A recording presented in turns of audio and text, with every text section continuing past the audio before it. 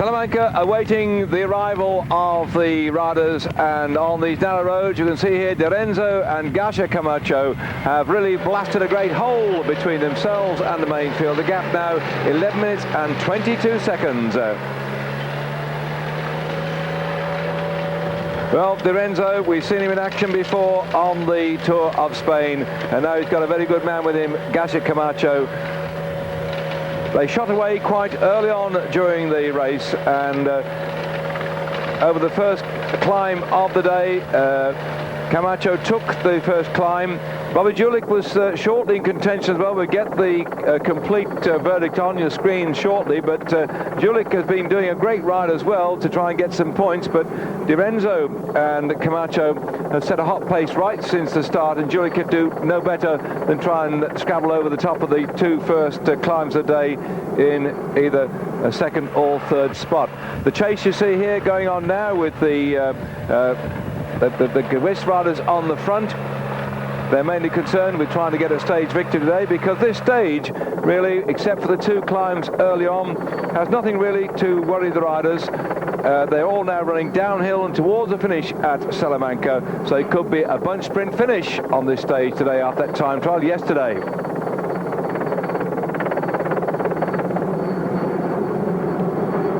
The main bunch now marooned 11 minutes and 22 seconds back on this stage of 188 kilometres, stage 11 of the Tour of Spain from Avia to Salamanca. The camera's now dropped back a little bit, but we did see, if it moves it up somewhat, that Bobby Julich, wearing the white jersey as the King of the Mountains, has been contesting the first of the two big climbs, getting himself some more vital points in that competition. And it's good if he, as the Motorola team is going to fold in this year, has something to go and offer to a new sponsor. You see the riders with the bags over their shoulders now. They've gone through the feeding station after 101 kilometres of racing, and we're moving on now towards the sprint of the day at the Meta Volante, which will be after 130 kilometres have been covered.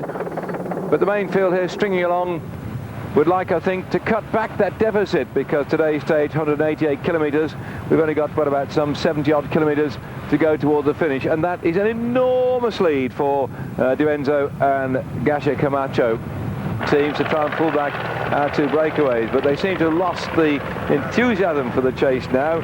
When we set off this morning, these two chaps clocked off quite early in the race, and I think it was a nice move too, because the sprinter teams are going to leave it a bit late to try and pull back any breakaways, and so it might be a chance when a lone break actually succeeds. We shall have to wait and see.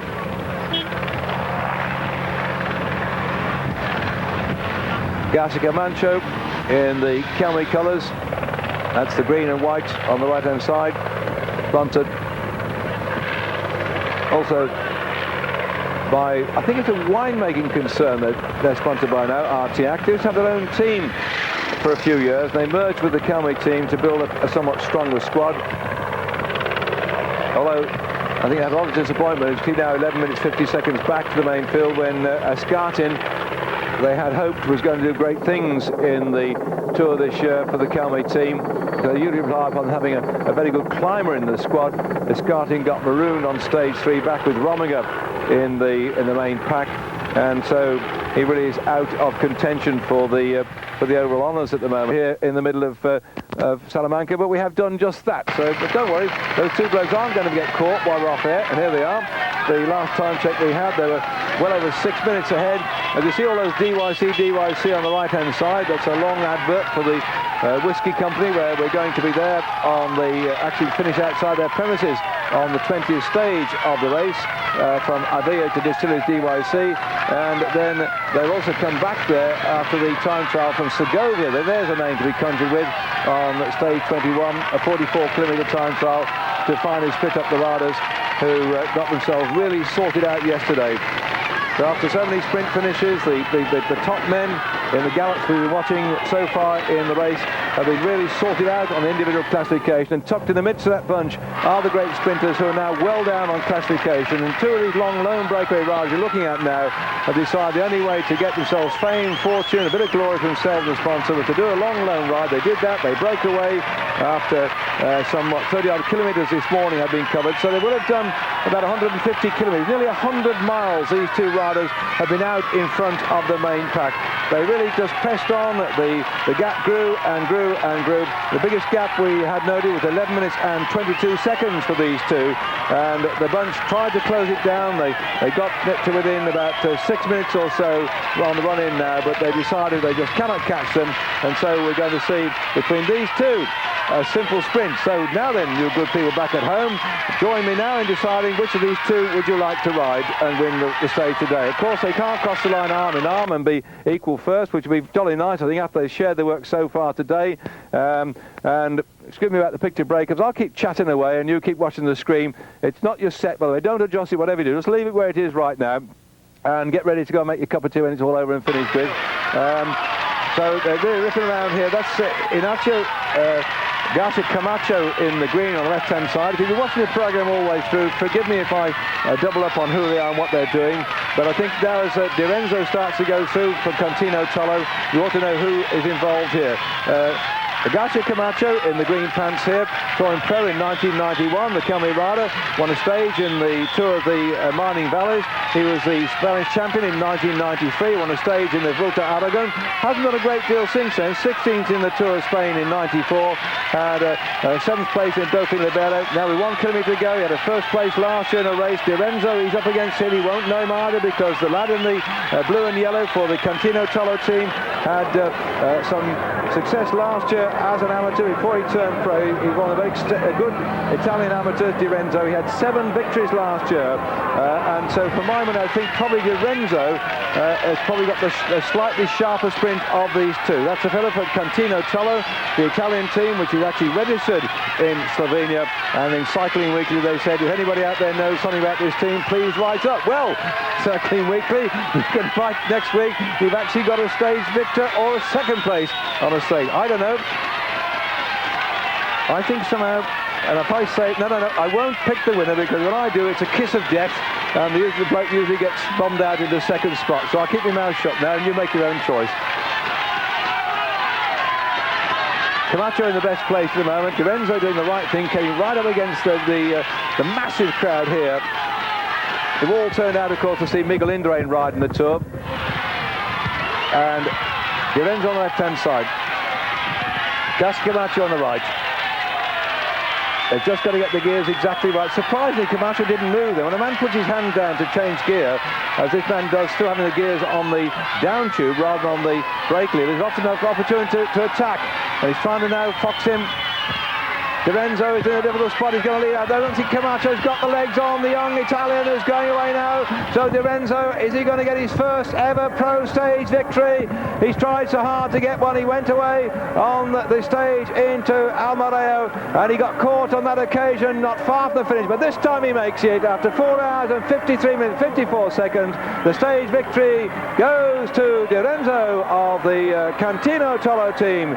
So for Marco Antonio Di Renzo, he gets his first ever big pro victory, and what a one to get a scalp in the Tour of Spain. That's the big bunch, still on the outskirts of town, so there's going to be some time before they come in, probably at least another 5 minutes, but give us time to take a short break. Celebrations start here for the winners, but we're going to take just a few moments before we come back. Unless it happens to be, no, there's nobody really looking for 4 seconds at the moment. So pale blue colours centre there, 1 kilometre to go for the Gavish team. They're now coming straight up the Mare Alex Zülle road and then in towards the Avenue de Federica Agnat, and then it eyeballs out for the bunch sprint. They're starting to wind up now, the Skriniar Blue Storm riders, who've got Mr. Conti in there, who took the Amaro jersey on stage 1. Nicely positioned at the moment. Can he get this one then? Skriniar Blue Storm on the left-hand side, the orange jersey. In the centre, Telecom begin to work in the pink and the white. And they're pushing and shoving there. The Telecom rider thumped the man from the Skriniar Blue Storm. He didn't like the taxi at all. Werner in the red suddenly found himself drifting off the pace as the fist started to fly. Skriniar Blue Storm still on the front at the moment then, and that was not very nice at all. A few words were said, and still Skriniar Blue Storm lead this one out, and I think still in there at the moment, the rider from the little Petit Casino team is trying to go for this one on the right hand side as Pavanello starts to wind up too. Werner has to force his way back through again, and the Skriniar Blue Storm boys say that's it, I'm over and done with now. But which one? Ado on the left hand side for Calme team tries to make it another third place for Calme. It is Ado just takes it, I think, ahead of Baldato in the red colours, who leading on the points championship. I watched that one from the side, but a lot of pushing and shoving and bad tempers down there. But I think that Ado of Calme probably got the third spot, giving Calme the second and third places today. But I need to see it sideways on. The rest of the riders here who got drifted off at the back end of the race come in now. Thankfully it's all over and done with. It's been a hot day in the saddle today. The splitting of the main field has been pretty rough, and they've had a real hard day, but tomorrow's going to be even harder still. They really are going to be struggling tomorrow on the stage to the finish up the top of the Alto del Naranco.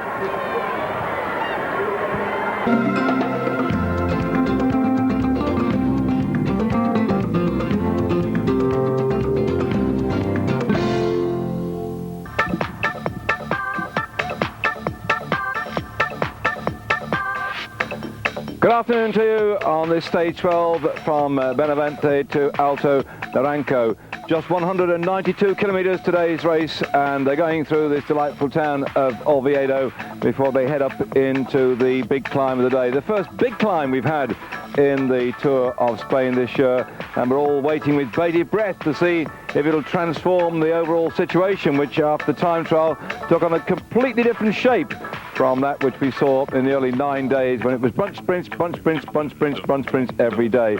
So we're going up here to finish at the top of the Alto del Naranco, passing through Oviedo, and that site of the climb is certainly going to be one that has been in the past a bit of a nutcracker for the Tour. So let's look at Oviedo. Well, back with you in just a moment.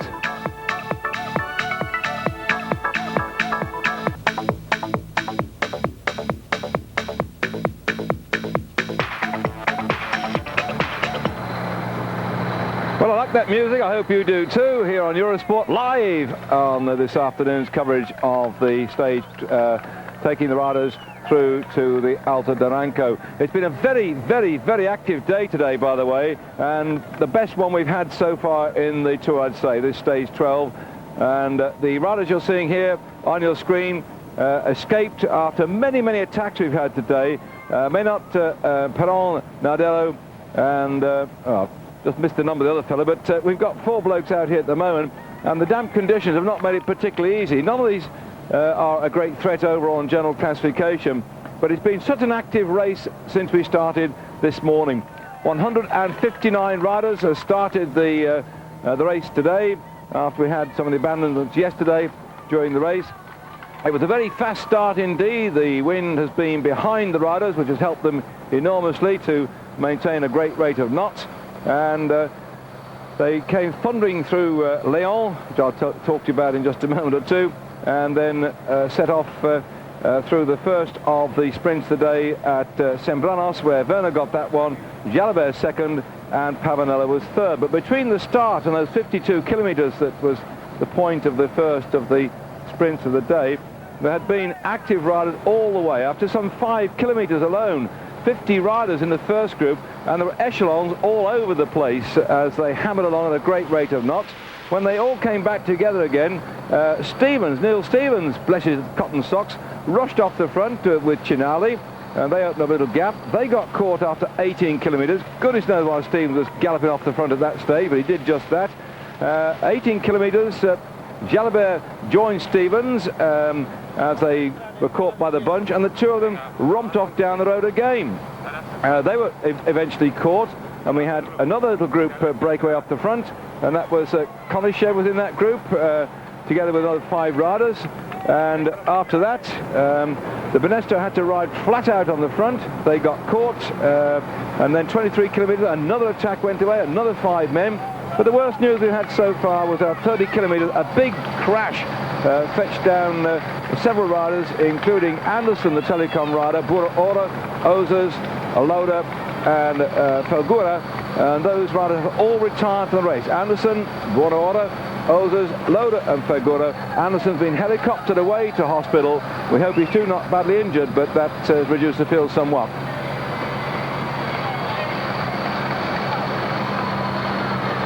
That is confirmation of this little group we've got out in the lead at the moment on the stage 12 from Benavente to Alto Naranco.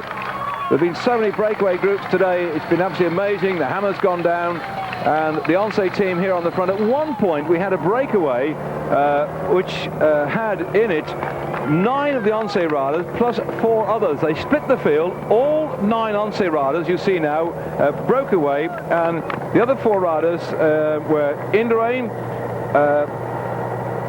Rominger, one name I can't read from my writing here, but Puddenzano, no, he's not riding this way, but Indurain and Rominger plus 2 others, let's put it that way. Indurain and Rominger plus 2 others went away with the 9 Once riders, split the field as well, and they finally got caught back after some 57 kilometres of racing, and then 71 kilometres of racing today.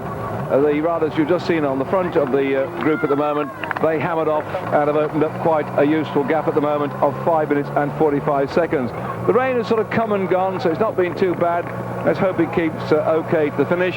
The temperature around about 15 degrees, and we're looking now at Moto 3 back here with this group of riders who really have had a most hectic day. And if you haven't caught up with the profile of today's race, then as far as these 4 riders are concerned, they might well find themselves being absolutely smashed to pieces when we get to the back end of this race, because we have 2 third category climbs, and suddenly the final big climb of the day, which will take them up the Alto del Naranco, and that is a real tough climb. It's not very high above sea level, but coming as it will do after 2 third category climbs, and then this steep climb to the Alto del Naranco, it'll certainly hurt the legs. They go through the first of the third category climbs leading up to the finish of the Alto de Padron after 171 kilometres of racing, and they finish 191. So the final 20 kilometres they climb 2 third category climbs, and then finally the run up for the Alto del Naranco, which all takes place in the final 6 kilometres or so. So it's a tough old finish today.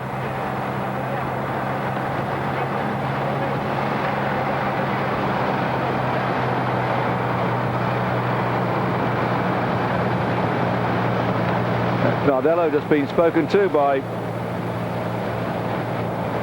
his team manager. Having a look now at the Motorola rider, Andrea Perol.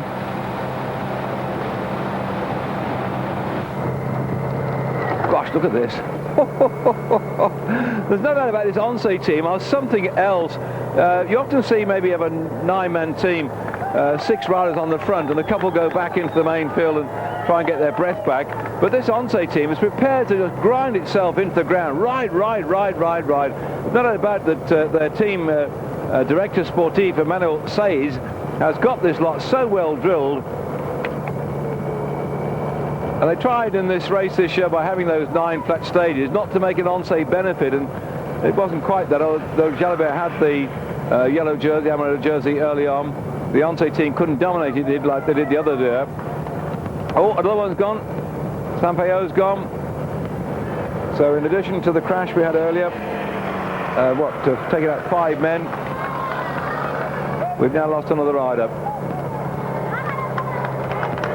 So lads, a little triple on the Costa del Sol. They're visiting the sun-kissed beauty spots of the edge of the Mediterranean are now over and behind you. You've got a mountain climb as we head up towards the Atlantic coast. Another one there. Barrosa's gone. Ooh, left, right and centre. They're getting off their bikes. Just shows you the sheer speed of the race today. The damage this lot are doing on the front, absolutely amazing.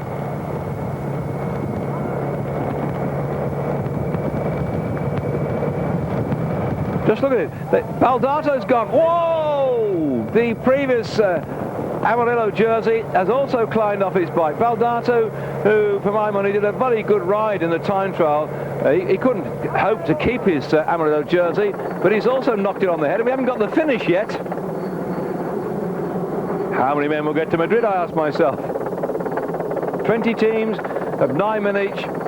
That's 180 riders started. And this morning we set off with 159 riders. And this is the first day, by the way. I have a notebook in which I keep everything that's happening during the day. And right the way until today, I've only used one page of the notebook to cover the whole of the day's activity. Already today I'm on the second page, and if they keep getting off their bikes like this and things keep happening, we're on to the third page as well. So this is a day to be remembered, not for those who climbed off.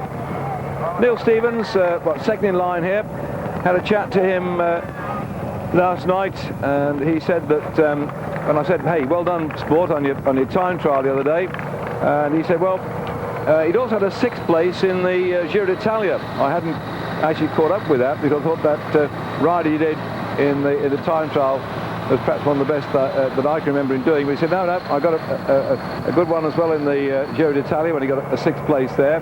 So after the time trial, when Neil finished in 6th, but he's equalised it with that ride in the time trial the other day.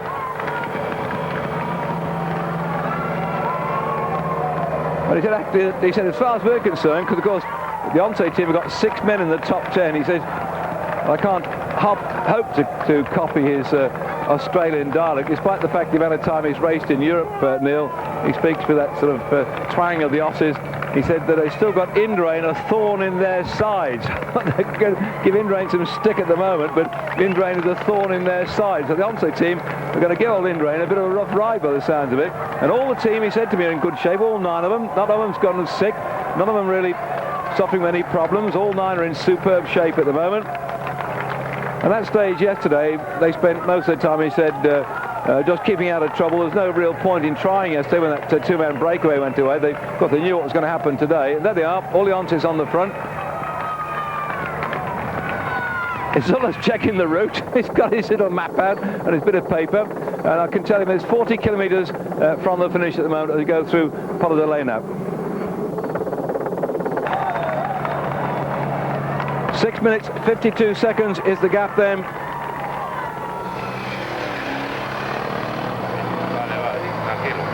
And this is the group then who now got a good lead. 27 kilometres that point of the sprint for these 4 riders on your screen at the moment. The gap was 6 minutes and 52 seconds, 27 kilometres. That is quite substantial. We're talking about, what, 17 miles or so, I suppose? And 6:52. They might not catch them. Now, that really is going to be time for the books. Yesterday, when we had those 2 lone escapers go away, D'Erenzio and Garcia Camacho, built up a substantial lead. The bunch didn't seem to be too keen to chase. They did chase, then they didn't, they did, then they didn't. And finally, the 2 riders, D'Erenzio and Garcia Camacho, rode in 4 minutes, 46 seconds ahead of the main group, from which Angel Edo of the Calway team won the sprint. But today we might find the same thing. The breakaway groups might make it to the finish, but well, we're going to take a short break. Come back to us to find out after these 2 messages. Interesting indeed on the climb up toward the top of the final mountain of the day on the stage to Alto Naranco. It's seen the 7th finish.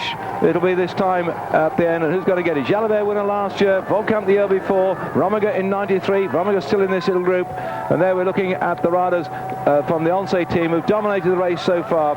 And this is Alberto Leonardo, who's been dropped off after the hard work they've been doing. They haven't caught the breakaway group at all so far. They left it a bit later. I think we might still see the men in the front stay away from the main pack. And the damage at the back here will be done just trying to split off the gap between people like Indurain, Zülle, Jalabert, Mauri and the rest of them. This is the time when they really are going to get some stick, and the Calway riders who love the mountains now begin to launch their attacks. They had a terrible tour so far that the rider from the Calway team they were expected to have so much support from today, Escartin, number 61, has been really struggling in the race. He got blown out on stage 3, coming in 7.5 minutes down. So the best they can look for is the odd victory in the mountain. But 1 kilometre to go. They're certainly, for my money, not going to catch these 2 breakaways. Is Andre Penol on the front going to get it or not? But the camera goes back really because it's a race within a race.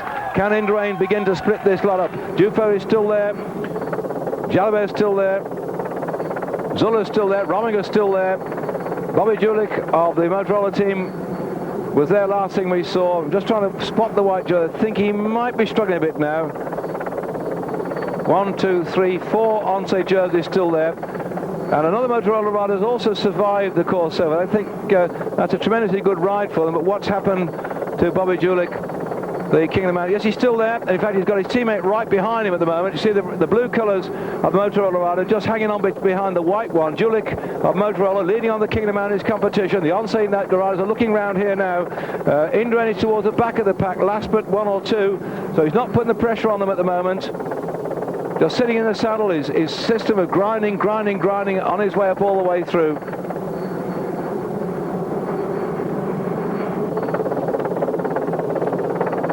And up in front, in that final kilometre, we should be seeing any moment now the winner come into sight while the camera goes back down to see if the hammer's going to go down and if they're going to try and get rid of Indurain.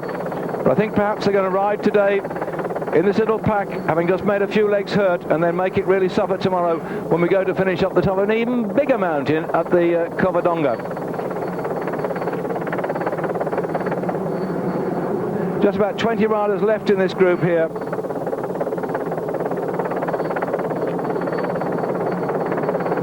Pistori looks back over his shoulder, and the attacks are launched, and it looks like Zülle's starting to go off the front. Zülle's now launched an attack. And Zülle's going away. The yellow jersey is doing what they know best of all. That attack is the best form of defence. And suddenly Dufo comes across to him and the gaps are opening up. This is just the ideal tactics that suit that man in the yellow jersey of overall race leader. And so Escartin, who had been looking for great things in the Tour, now begin to struggle. And Dufo has gone with Zülle. The two Swiss riders opening up a big gap on the rest of the field. Suddenly the proverbial has hit the fan, and Zülle's going away with Dufo. Indurain can't hold him, Jalabert can't hold him, and back here then Casero, the other Banesto rider, is in trouble too. Indurain's now trying to make his way up there. That's Indurain just up in front of us with the white hat on, trying to get his way back up to that audacious attack from Zülle. And Zülle's still pressing on at the front. What a great ride. He's towing Dufo up. Dufo at the moment on general classification 7th overall, 4 minutes 24 seconds down. Indurain concentrating hard. He's got his teammate just up in front of him. Jimenez, an extremely good climber, but they've been to lose ground now.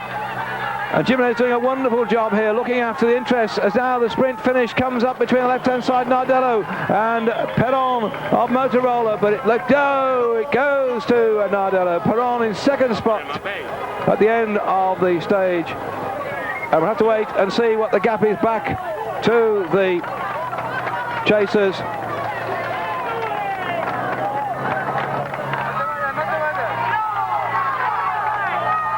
Expression on Indurain's face as he concentrates here as Faustini comes up to him. Indurain certainly doesn't look to me to be having the sort of tour we thought he might have. He looked so confident to begin with, but he's been upset by the motors, the motorcyclists cutting him up and getting in the way of the racing. He's been not perhaps too happy. He looked good in the early part of the race, and a lot of riders saying, hey, this fellow's just waiting until the big mountain has come. But it's Zülle that's doing the damage. But can Zülle hang on? This man is very good for tours up to about 10 days. I know he's finished way up in the Tour de France and been up there on the podium, but really sometimes he cracks towards the end. Indurain working hard, and suddenly Dufo's been shut off by this audacious attack of Zülle. These are the tactics we've seen Zülle employ so much in the past, riding up the front. Although he is a Swiss rider, he rides for Once, which is a Spanish-based team. And look at this great teamwork here. Jimenez is not going to go away from Indurain. He's just looking over his shoulders, trying to help him up, sit with him, encourage him to stay on his wheel, while Zülle launches one of his typical attacks. Slowly but surely, the Banesto duo are fighting their way back, but they will know that Zülle's gone way up the road ahead of them. That great big chest of this man, thin spindly legs, sucking in lots of oxygen to his enormous lungs, pumping away. Long, thin, gangling arms. I see he looks like a heron to me, and launch himself up with his big wings flapping, and he's on his way now to try and blast a big gap between himself and the rest of the field.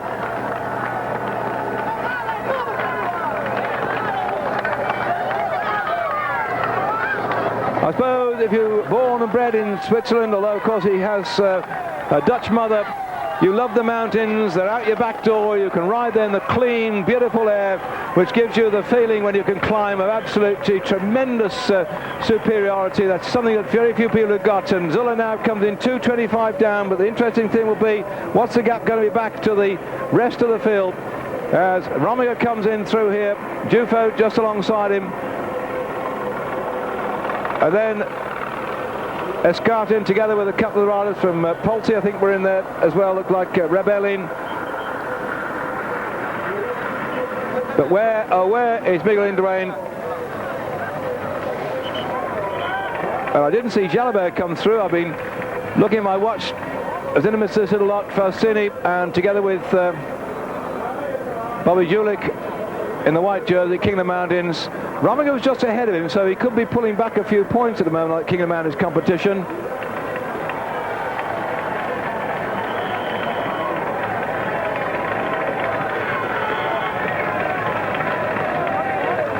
Jimenez comes in, he's just gone ahead a little bit towards the end as Escartin goes over the road just ahead of Indurain, who's lost just over 1 minute on Zülle.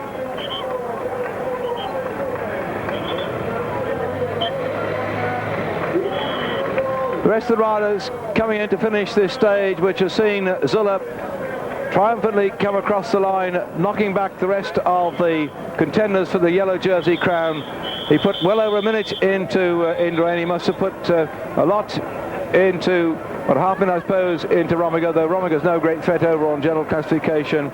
But a great ride by Zülle. But let's not take away from the overall victor of the day, Nardello, the joy of being the stage victor on this stage 12 from Benavente to Alto Naranco. Good afternoon to you on this stage 13. Unlucky for some, I suppose. The stage taking the riders today 159 kilometres from Oviedo to Lagos de Covadonga. A big uphill, in fact up mountain climb at the end of it all, which really, as at yesterday, I think will blast great holes in the overall classification. But at the moment, as you look at the back end of the field here, we have got a breakaway group of riders who are doing their best to stay away, and Once are putting the hammer down to try and pull them back. A lovely day today, 25 degrees, 143 riders started the stage, and looking back at yesterday's results, by the way, Bunyo crashed. If you wonder what happened to him, he actually got upended and came in about 16 minutes down on the rest of the riders. And talking of crashing, we've had one today as well, when Casero has come down with a bang, but he's got back on his bike. He's the next winner of the Tour de l'Avenir. And here at the back we can see Miguel Indurain of the Benesto team. Well, he's not, I think, in the best of humour at the moment, but let's see if he can pull back some of the deficit when we got towards that final big climb of the day.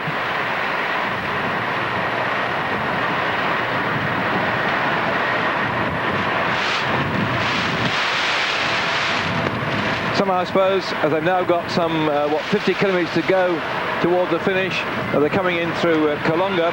There's no great panic as far as they're concerned on the gap to the leaders, because the riders out in front at the moment. Zanini is out there with the breakaway group, which includes Konishev, Rodriguez, and two of the lesser-known riders. I'm just waiting for confirmation on my headphones now of that time check between the leaders and this main group here. None of the people in that breakaway group, the 5 men that went off quite early on, in fact the Celestino and Petacci were in that breakaway group. They went away after only 3 kilometres of racing this morning, and they were subsequently joined by Zanini, Rodriguez and Konishev. After some 25 kilometres, they had actually got a lead of 2 minutes on the main field. It's now come back to 3:32.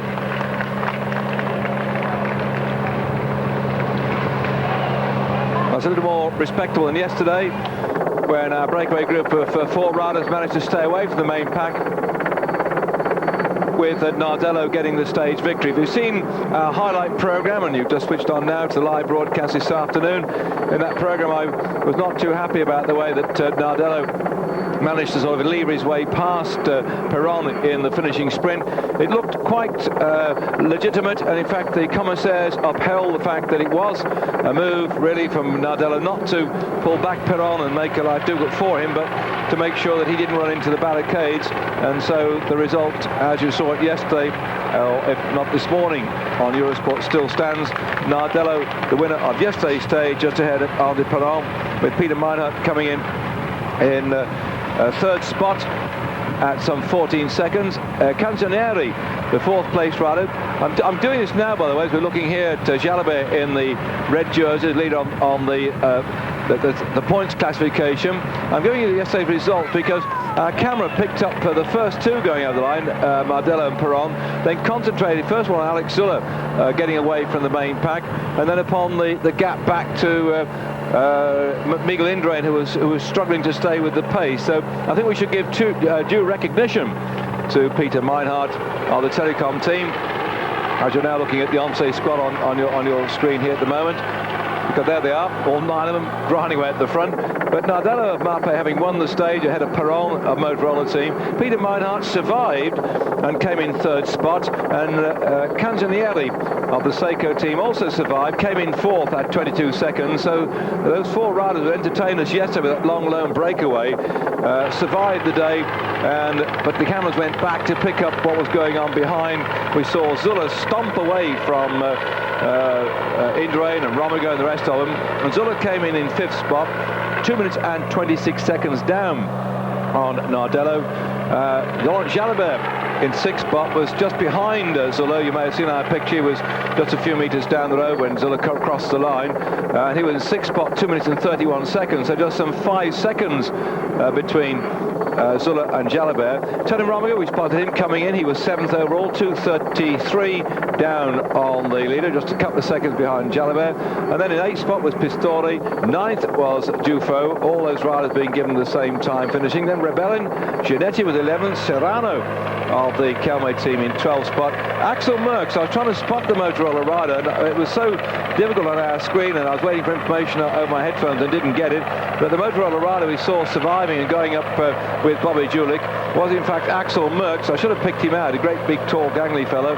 He finished 13th at 2 minutes and 48 seconds, just ahead of Apollonio of the Scrigno Blue Storm team, Faustini of the AKI GPM team 15th, and Bobby Julich in the white jersey for Motorola did a very good ride to finish in 16th spot. This is our breakaway group at the moment. I've been talking about them, how they clocked off the first 2 to go. Celestino and Petacci on your screen there, the bottom 2 there, Celestino and Petacci.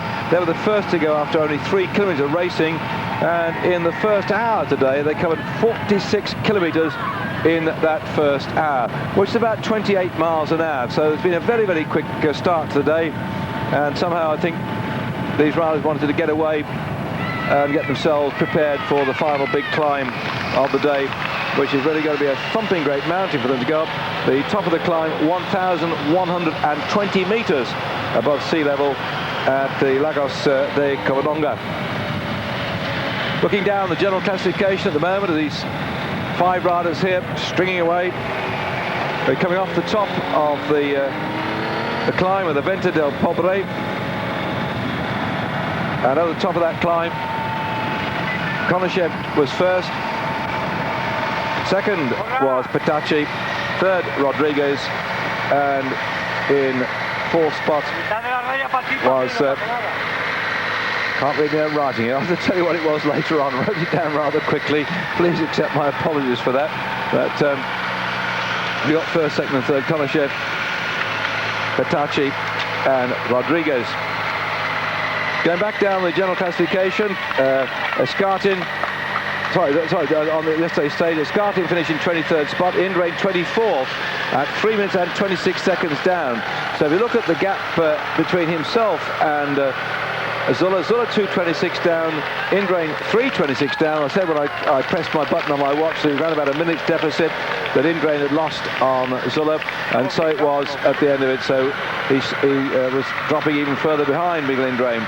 Bobrick, the little Gavis rider, was 26th yesterday, 3:36 down. Max Chiandri, the British rider for the Motorola team, in 30th spot, 3 minutes 39 seconds down, just ahead of Malcolm Mauri, who was 31st, 3:44, and Neil Stevens, 32nd at 3:44. They've done a tremendous job, the Onse team, to keep Zülle and Jalabert in contention, and not surprisingly, Mauri and Stevens got dropped off a bit toward the top end of the climb, but still did quite well. There we are. This is the climb, the first category climb they've got now ahead of them. And this will be after 118 kilometres of racing. And then to finish the whole lot off, once they drop off the top of that one, they've got to climb the final big mountain of the day, which will take them way up into the sky. Beautiful conditions, thank goodness. We're a bit worried with the weather getting rather rough down the south. We were in the race early on, that perhaps when we got up into the mountains in the north side of Spain, we might find that the mist and the rain might come down and make the pictures rather difficult, but it's going okay today, all being well. So further down yesterday's stage finish, I said Bunyo fell off. He came 107, 16 minutes 11 seconds down.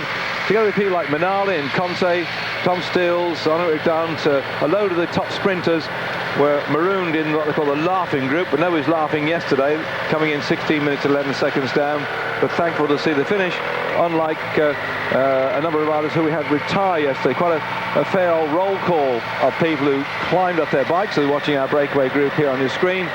We lost yesterday, how did we lose? 1, 2, 3, 4, 5, 6, 7, 8, 9, 10, 11, 12, 13, 14, 15 riders yesterday abandoned the race. Some of them as a result of the crash, which saw Anderson, the telecom rider, whisked off to hospital. I haven't had the update on his condition, but the telecom rider from Sweden was taken to hospital in the air ambulance. And a crash including people like Loda, who knocked it on the head. And amongst the retirements yesterday were 1, 2, 3 of the MG Technogym team, Baldata, Loda and Molinari, all stopped yesterday, and 4 of the Mayo Jumbo team from Portugal also climbed up. I don't know whether they're going to nip back and watch the Formula 1 Grand Prix or something, but it's very significant that 4 of the Mayo Jumbo team riders called it a day yesterday. Just over 3 minutes to lead now on your screen there. You can see the blackboard man. It was 3:32. In fact, they say 3:07 here.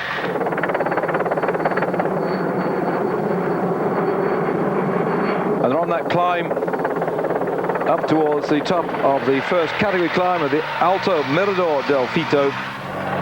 And when they get there, they'll have covered 118 kilometres of the race today.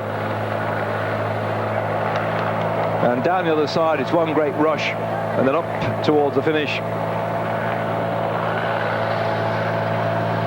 And yet again, how typical it has been with the Onse team doing all the work on the front. They're such a dominant squad at the moment. Nobody else seems to have the strength in depth that they've got, and so they're controlling the race very strongly here.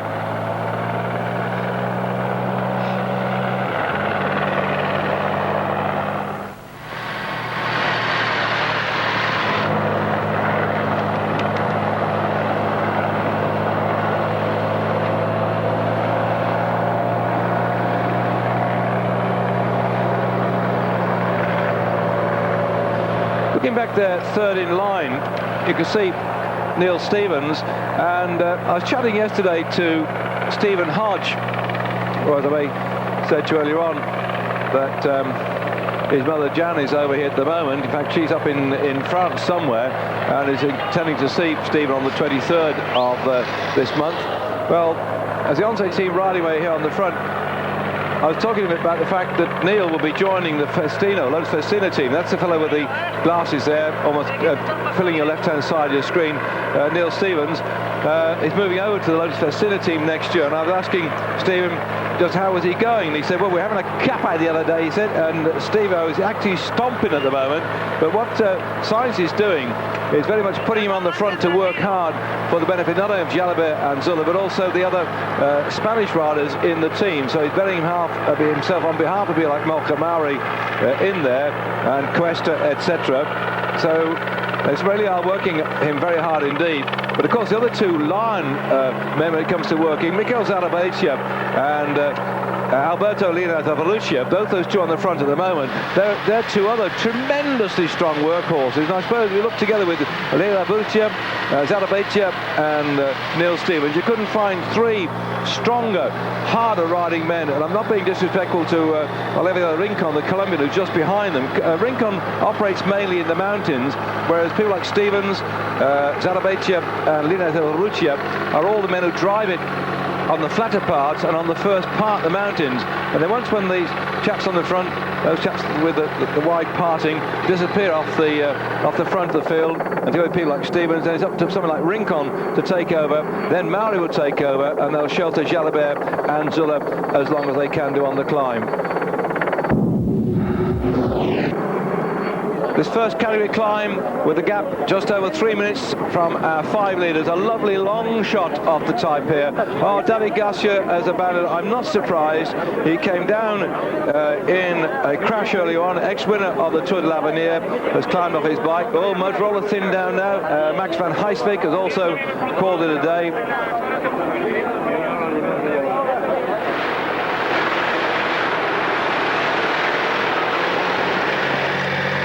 It looks as if our leaders are splitting. Pellegrino and Petacci, who started it all. The Polti rider Pellegrino, the Skriniar Blue Storm rider Petacci were the first to go away after 3 kilometers of riding, are joined by Rodriguez of Kelmic, Konashev AKI and Zanini of the Gavis team, and now it's splitting. And it looks like Konashev at the moment has gone away with the Polti rider Pellegrino.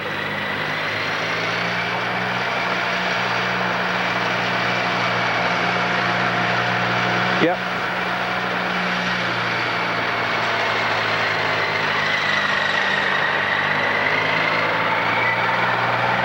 Konashev has been putting in some very consistent rides so far in this Tour of Spain.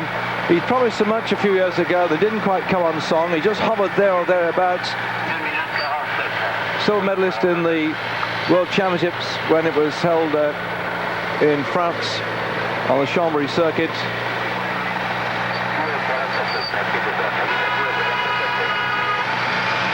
And there you can see they're way down on general classification, so there's no reason at all that the main field will be worried about them, except the glory of trying to get a stage victory.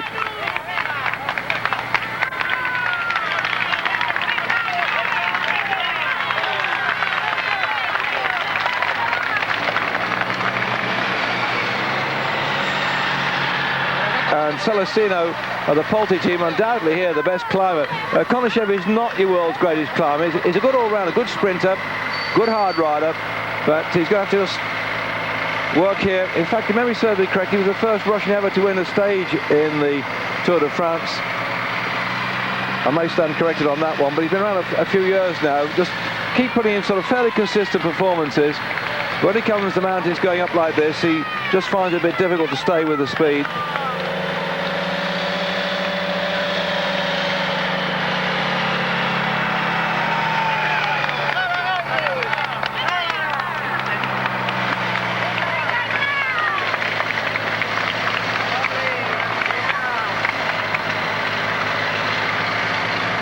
And that's what they're climbing up there, you can see.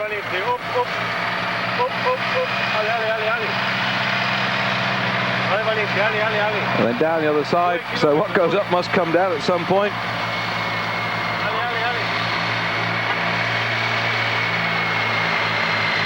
So you can read what I can read, riding one of these copy aluminium bikes. Certainly suit the little chunky riders, these frames. Oversized aluminium, of course, because we try and make them down to the normal diameters that we have on normal race bikes. Then they're inclined to be a bit on the whippy side, but technology now having devoted so much time to metals for space travel, they've been improving the quality of the aluminium. And this looks like Rominger romping away at the front, and it is on your screen there. 14th overall, see at the bottom there, 8 minutes down on general classification. What would be the position, I asked myself, and you must do the same thing, had it not been for day 3 when the Once team grafted away off the front and split the field, and he was marooned in the back half of the field. Somehow I think that he's going to try now to get himself some points in the King of the Mountains competition. Those 5 men have gone up the road in front of him, and he's got to pull them back. At the moment, going into today's stage on the King of the Mountains competition, he's back in 5th spot with only, some 21 points. Bobby Julich is leading overall with 33 points. But the riders of Breakaway yesterday, Canzonieri, Perron and Nardello, have all leaped from Tony Rominger in the King of the Mountains competition, put him down to 5th spot at the moment. He was challenging Bobby Julich at one time, so perhaps now he's deciding, I'm going to get some points on this King of the Mountains competition. I might as well do it now, and then certainly towards the end, when we finish up that very big final climb today, get some more points as well. We wait and see. I think they're fetching him back though.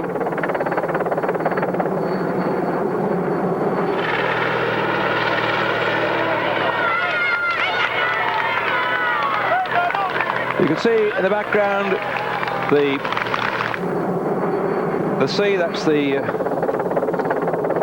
Costa Verde, known as the Green Coast, because the sea is quite green when you get down into it. Also, you can see inland, because the wind comes in off the sea, and the temperate climate in the winter allows plenty of vegetation to grow.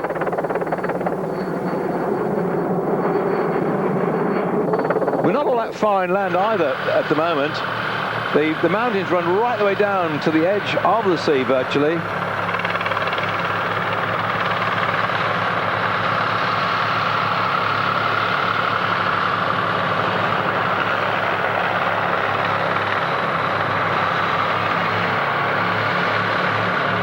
Oh, it's taking its toll this climb, isn't it?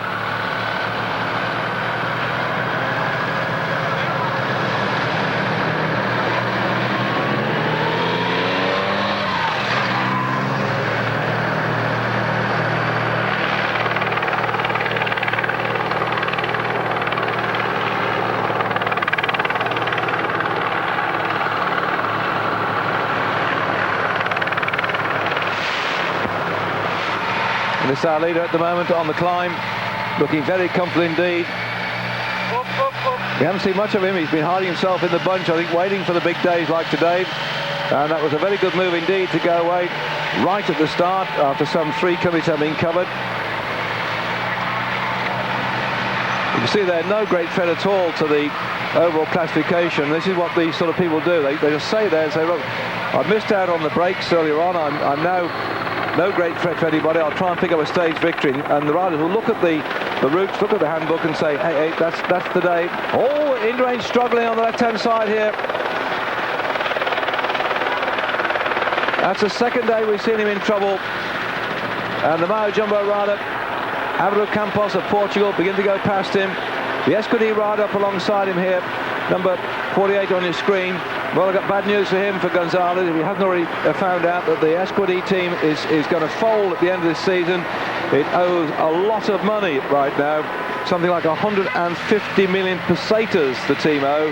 And so this team, which was founded by a lot of supporters of cycling in the Basque area, is now in liquidation. What a shame. And look at Indurain struggling. This is Mano's size, by the way. Look, the team manager of Ons. You devil. He just tapped the side of his door and said, well, come on, Mig, come on. And he's gone up there to tell his lads that Big Mig's struggling, so put the hammer down. And here comes the Banesto team manager to keep an eye on things. Oswego Unze. He's going to lose more ground at this rate or not, Indurain. Milko Mauri of the Onse team is only about 1 minute and 5 seconds behind him on general classification. He's up the road ahead of him. Oh, I've never seen anything like this. Well, we had him struggling in the Tour de France, but that was further on up the mountains. But look, he's been overtaken by other riders. I just wonder whether he's lost interest now.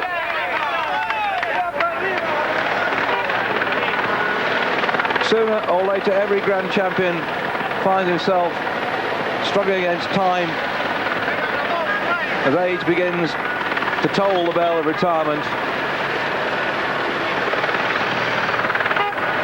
But perhaps somehow I think the cold, damp weather conditions which we had yesterday did not exactly amuse Big Mig. He likes the sun on his back. but he's courageously riding on here, concentrating, keeping the reds on. One thing about a big fellow like himself, when they get to the top of the climb, many of these chaps you see now going past him.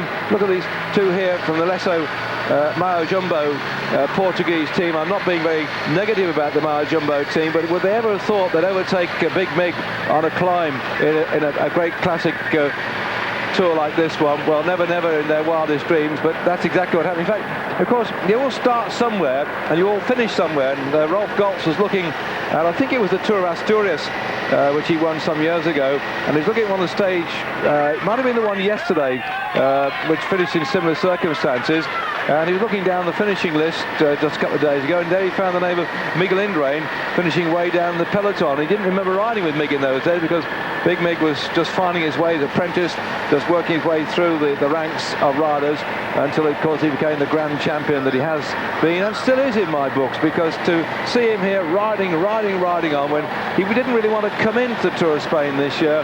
His sponsors forced him to do it. He looked quite happy earlier on. There's some talk he has got a touch of bronchitis and his breathing is a bit tough, but he's not using that as an excuse. He's just prepared to ride. And I wonder if he'll go all the way to the finish in Madrid, or whether he might climb off as we get up in the Pyrenees near to his hometown and decide that's it for this season, and in fact for good. Somehow I think if he doesn't ride next year, cycle racing will be the poorer without him.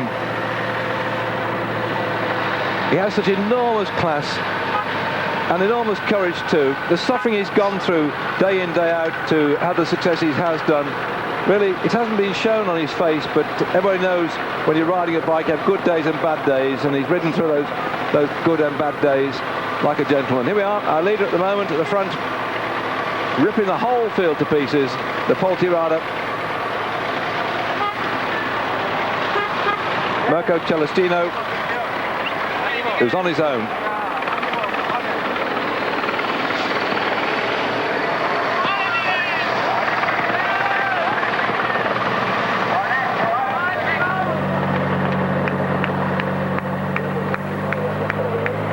That's Zülle and the white hat. Morse at the right-hand side of your screen. Rink on his left-hand side. Jalabert there as well. But we've got the word for the team manager that Indurain is beginning to lose ground and struggling at the back. But so I still think when they get up to the top of the climb on that descent, Indurain can rejoin them. But what will happen when we come to the final climb of the day? That is an absolute stinker. When they go up towards the finish, they've got 13 kilometres of climbing to finish at Lagos del Covadonga.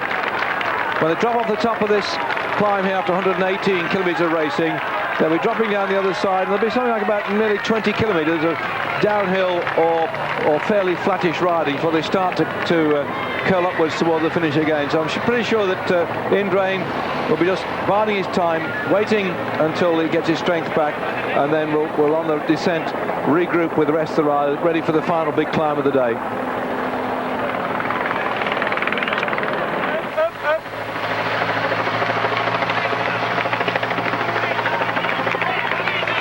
Clock beginning to run for the gap between this little lad here and the main group behind. He's no threat over on general classification, so as we pass the rhinos on the right-hand side here, going through a territory which, in fact, over the years has had more than its fair share of wild animals, wild cats in the part of the world, not only here, but as we drop down and got towards the finish at Covadonga, we're going through an area which even has some wolves, ospreys, vultures, and even bears surviving. So watch out, lads. We drop off the back. Oh, there we are. We're just losing Zanini. Zanini's now about to be caught by Rominger, who's charging away at the front. He looks very good indeed. Zanini was one of the early breakaways this morning, and now he's been absorbed by the chasing group after trying manfully to stay away. Also the Camry rider, Rodriguez, hanging on in there, and one by one they like to be caught by that chasing group behind. Rominger really is setting a fair old pace here on the front, and I've said it before and I'll say it again, that goodness knows what would happen in this race, this 3 times winner of the Tour of Spain, had he not been split on day 3. But look how good he is now. He's keeping his eye on the rest of them.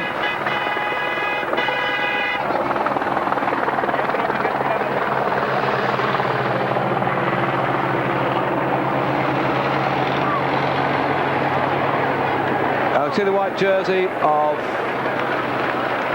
Bobby Julich, the King of the Mountain lead at the moment. I can't see Zanini, the Gavis rider, who's now been sucked back in that lot. Zanini, winner of the Amstel Gold in May this year, has now been overtaken by the sprint specialist or climber specialist. Jufo there on the right-hand side of the screen, just behind Rominger, the two Swiss riders. In fact, three Swiss riders on the front now, because Zülle's up there as well. So three from Switzerland. Hey, there's Zanini just dropping off the back now. The Amstel Gold winner, saying, had been away in that early break. Bobby Julich in the white jersey with the red and blue crash hat on, but Axel Merckx just a little bit behind him. What a tremendous race we're going to have in the World Championships on the quality of the riders from Switzerland. When you think of Rominger, Zülle, Giannetti, of course.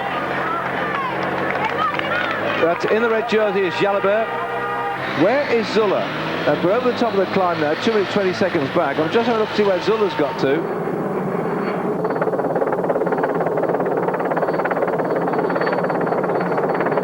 I think he's in this little group here. Not far back, but Rominger certainly doing a lot of damage at the moment.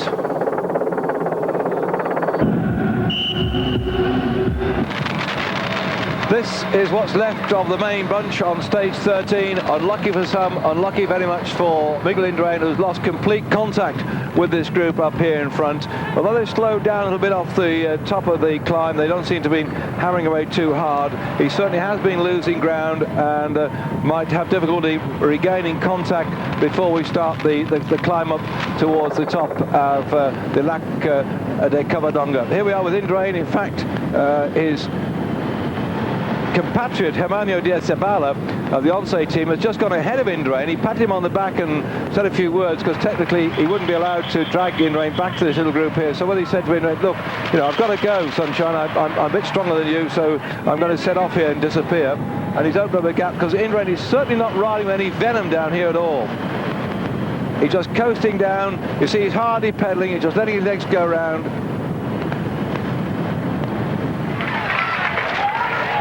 And we're right down in the bottom and heading along before they start the next climb of the day.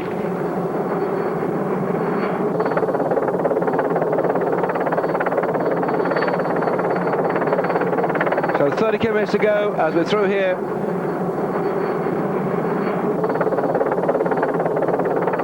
Ariondas, and then up to Las Rosas, and then the climb up towards the finish.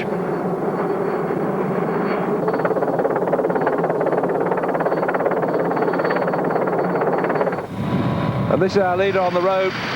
Somehow I think he's going to get himself swallowed up. The lead just ran about a couple of minutes last time we had a time check. Here he comes on yet again. The weather conditions get a bit murky now. It was 25 degrees and bright and sunny to start the whole proceedings today, and Indurain is not happy.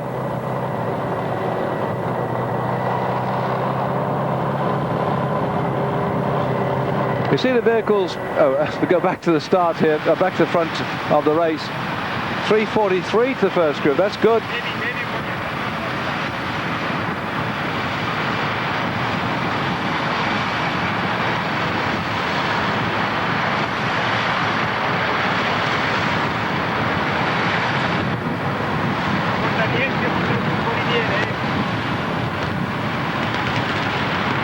And Moto are leading the chase here at the front. They've got Bobby Julich in that little group, leading on the King of the Mountains competition. They got Perron yesterday, finished in second spot. And on the stage yesterday, Mappe won the stage. Motorola was second team yesterday.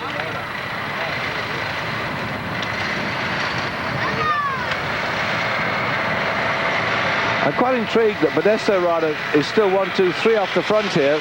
They probably decided to sacrifice Miguel Indurain and not send anybody back to rescue him, as would normally be the case. So it looks like everyone for himself now.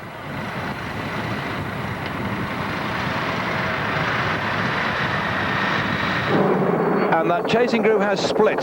Still our leader, with a lead of 3 minutes 43 seconds, with inside 30 k's to go. Celestino. The Polti rider you'll see, and he won't aid that chase at all. He's just marking out. It looks a bit like Giannetti. In fact, there are 2 Polti riders in this little group as well. So it's splitting before we start the final big climb of the day.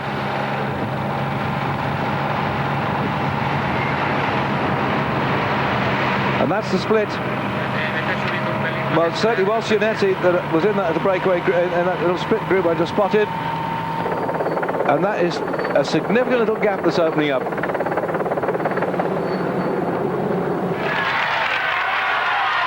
Oh, what a hero's welcome.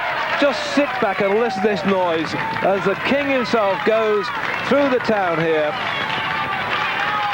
He's in Ariondas, and they got a close look up at a man who normally will be up at the front of the race. He's now been shelled out of that leading group.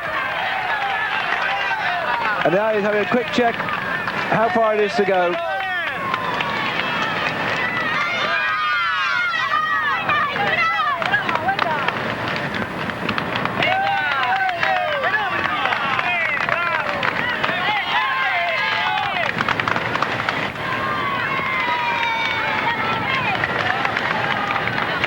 Well, I know that I've had letters from people in Great Britain.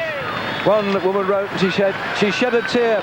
I forget her name. I'm sorry, I left all my papers. I rushed from Manchester back home, then out here to cover this event. That I left my papers at home. And I'm sorry if I don't remember your names, but one woman wrote to me and she shed a tear when she watched Miguel Indurain come off that group in the Tour de France. And for the first time, it looked like he was no longer the invincible man that he was. I'm sure that many people sitting out there just watched Indurain riding through that town will also feel that this is a moment when really he has to decide whether he stays in this race, stays in the sport, because he's really riding on now on his own, and the rest of the race is happening way up in front. We've not seen anything like this, because the Tour de France was not like this for Indurain. He survived that one, he fought his way through, but really in this race now, although he came into it not really wanting to ride, he started to do the best he could, but right now he can't hold the power of this group up in front.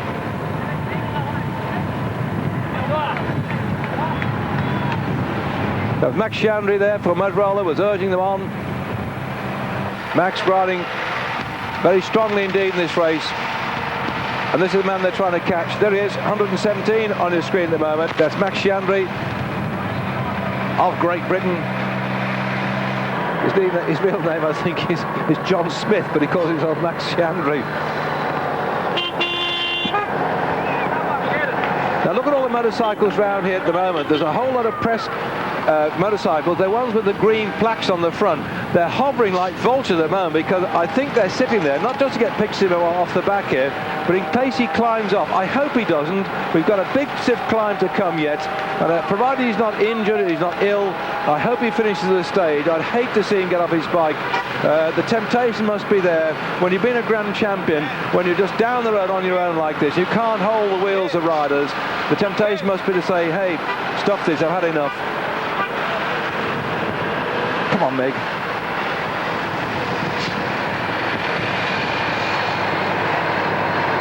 And there they are, all the motorcycles with the green plaques on the front, the cameraman there.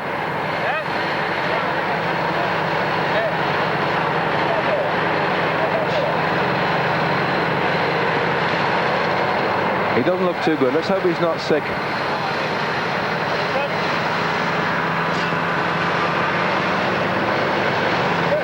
Yeah, he says, get that man out of the way, yes. There's one of the motorcycles driven by a particular man that's really been causing trouble right the way through the race. He's already objected to the commissaires about this particular driver. I'm not exactly familiar with which one it is, but he's not been too happy with some of the motorcycles. He was then pointing at that he didn't want that camera too close to him. I suppose when you've got a moment of sadness and when you've got a moment of pain and suffering, the last thing you want is people shoving cameras up your nose to show that to the world at large. Chandry going through. Kai Huntermark in this group.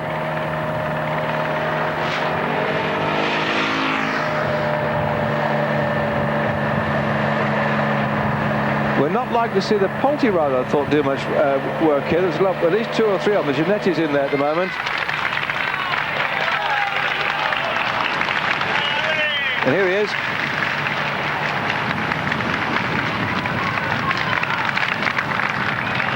Lone Raider himself. Actually, last season, he only turned pro last year. That was his first year as a professional rider. And last year, he was the under-23 world champion for Europe, that was. Champion of Europe, Espoir, they call it. The under-23s, the Espoir Championship of Europe. And that was his only big success last year. And so now in the pro ranks, working his way through.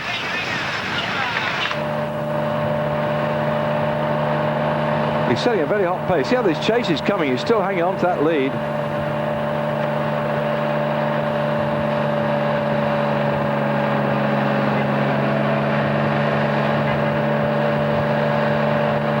I think that's Rodriguez of the Calme team who's just come off the front. He was one of the early breakaways with the group today. And still survived. While we go back to Miguel Indurain, who looks like he's recovering some of his composure now. He's rolling quite a big gear there. He's on the outside ring. He does a quick flick to change the gear.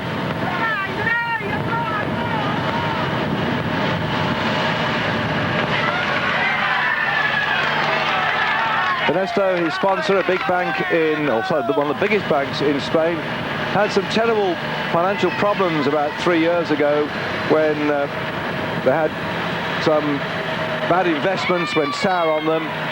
It took a concerted effort of a number of other banks to prop up the Ernesto group, because you can't have a big bank like that going under. The bank has survived now. It's much more on its way back into recovery.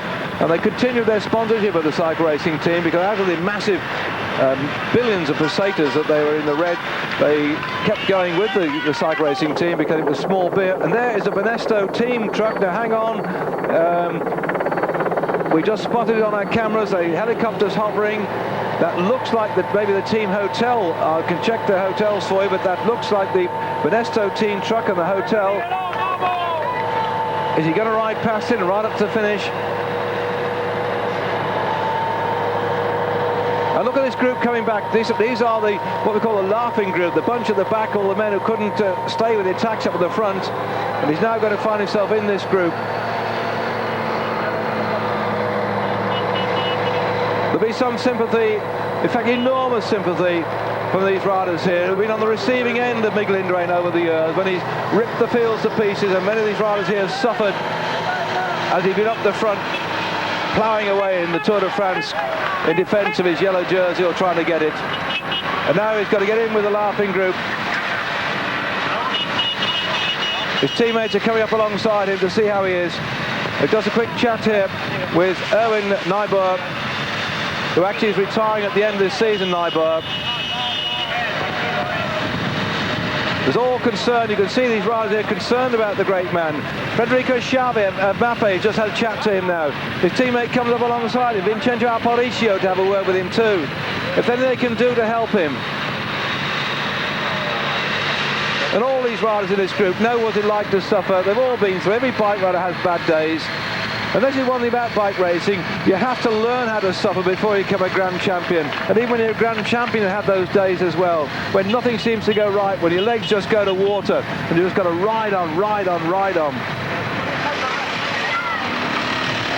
Here we are, stage 13. They've been racing now nearly 1,500 miles since the race set off. Just one of the many races they're going to do throughout the year. When these riders will be doing something like 20,000 miles racing, it's a hard sport. And then when you're having a rough time, right in the centre of a television camera, you've got to ride through that bad patch. So just up in front of him there is Marcel Bust of the MX Honda Eurosport team, 121. He's pulling over for some reason. Is that it? This is going to be one of the most monumental moments in cycle racing I've ever seen. If Indurain is climbing off and going into his team car, oh, what a disappointment. We can all understand. Yes, he is. He's going into his hotel. There is a hotel of the Ernesto squad, and Miguel Indurain 5 times winner of the Tour de France, who came into the Tour of Spain this time for the first time since, 1991, has decided he's had enough of this race and retires from the fray after a very, very bad day today and a bad day yesterday. What a sad exit for a grand champion. And what a disappointment for the fans along the route, but they'll all respect his decision. When you've got nothing left in your legs, there's nothing worse than riding on, riding on, riding on. At least he's in a peaceful hotel overlooking the river here, where he can sit and contemplate and think about his future. Think about his wife, think about his family, think about all the people that support him over all these years. Think of the success he's had so far and decide, will he come back to bike racing? We don't know, he will know. The Loch Ness Monster may be a myth, but this week... As we join the race here, the gap 2 minutes and 14 seconds back to our leading rider, Celestino, as they move towards tackling this final big climb of the day, the climb up to finish at Lagos de Covadonga. If you just switched on your television, then I have some sad news for those supporters of Miguel Indurain. He has retired from the race. He climbed off his bike just a few kilometres down the road. It was a very sad moment for those who I'm sure involved in the sport. And although the press tried to swarm around him as he went into the hotel, they let him have that moment of peace, and right now he must be contemplating his future. A man who turned professional, having been a champion of Spain as an amateur way back in 1983. And in his professional ranks, he turned pro in 1985, Miguel Indurain. I know it sounds like an obituary. I don't want it to be that way. I want you out there to realise, after 11 years at the top, he has had to call it a day in this great race, which he actually came into in 1985 to ride. And in the prologue, he took a second place in 1985 in the prologue of the Tour of Spain. He then went on to take the leader's jersey for 4 stages before he retired from the race. And progressively, in the first, 2 or 3 times he rode the Tour de France, they retired him from the race as well, deliberately to keep his strength up so he could come good later in life. And so Miguel Indurain, then now 32 years of age, has now climbed off in this race here after a career spanning some 11 years as a professional, and really has been a dominating force in the past 5 years in the way that he just taken control of the Tour de France. And this year was the first time we saw him crack, and then now in the Tour of Spain he's called it a day. A sad day, I think, for cycling in some respects, but nobody can go on forever, and new champions will be on the block. And out there at the moment in the yellow jersey, Alex Zülle, we're riding hard now, knowing that one of the greatest threats to his yellow jersey is gone, because with Indurain out of the race, it's going to be, I should think, at the end of this stage, that the Once team might have 4 men in the top 4 places overall on general classification. So the Once team have cracked the race wide open, and they have done what they set out to do. They looked upon Indurain as being a thorn in their side. That's what Neil Stevens said to me a couple of days ago. He said that Indurain was still the thorn in the side of the Once team. Well, now that thorn has been removed, and the Once have 4 men in the top 4 overall on general classification. So from the Masters table, crumbs will fall, I'm sure, in stage victories for the lesser mortals. Perhaps the Once team will allow some things to happen like that when they're so dominant now in this race.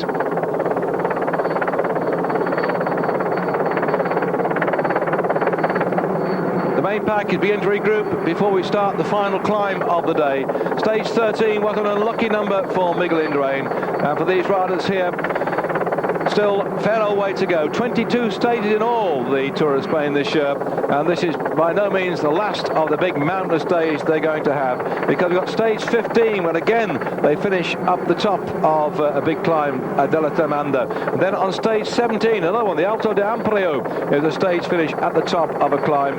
And in between that, there's lots of other stages that are going to be a bit difficult for everybody as well. So the tough old race yet to come for many of these riders. I'm sure we've had some abandonments today, and we're going to probably find only probably about half the field will make it to Madrid on Sunday week.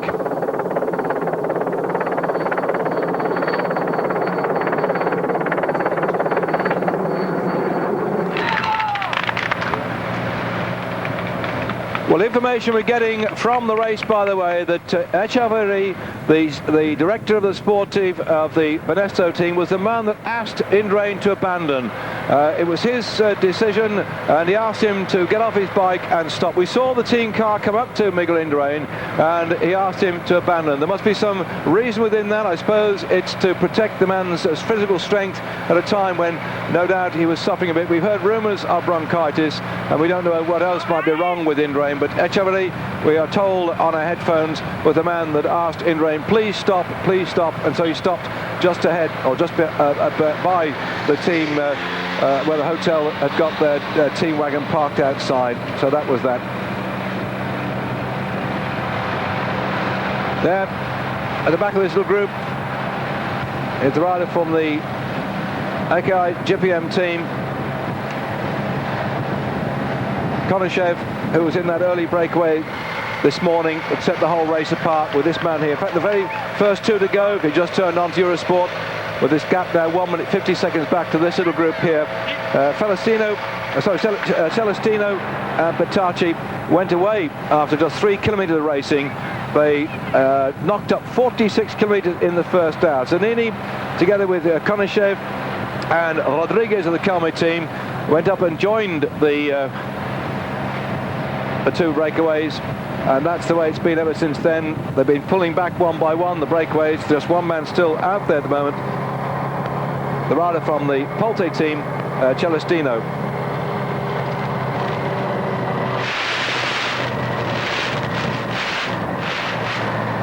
Now then, this is where the tough bit really starts. As far as all these riders are concerned, the last 13 kilometres are all uphill. There's the overall race leader with a little white hat on, the yellow jersey rider from the Once team, Alex Zülle. A determination on these people's faces now, because although the men down the road are no great threat overall on general classification, the whole objective now is to see who can get the stage victory here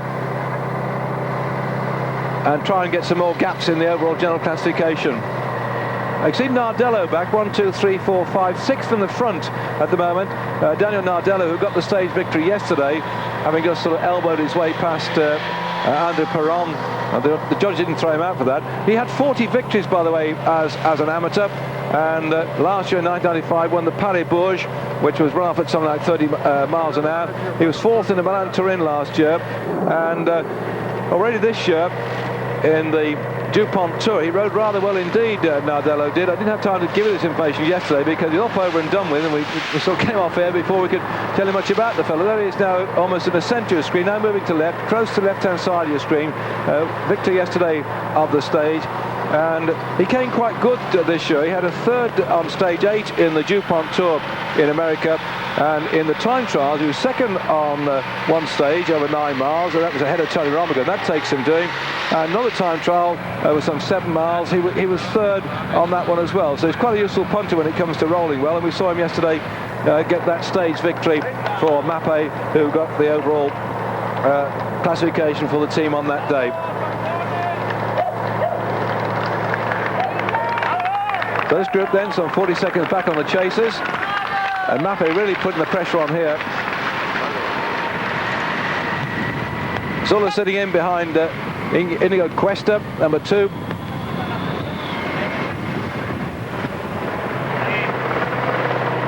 And we're on the climb.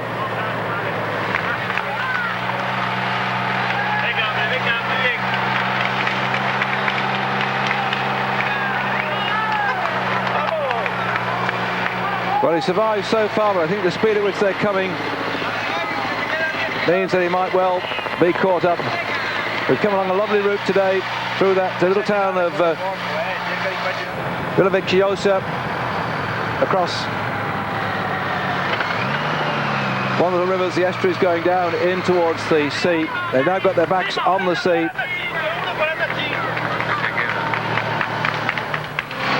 And up through the Costa Verde, and up through Calonga, and now we're climbing up into one of the national parks of Spain. It's an area around here, by the way, you don't get the holidaymakers normally. Along these Picos mountains, you get a lot of mountaineers and hikers from all over the world. There aren't really the sort of sandy beaches right down the coast that you get lots of holidaymakers to go through, but it's some breathtaking scenery, a very nice part to come to. And we're heading up towards Covadonga.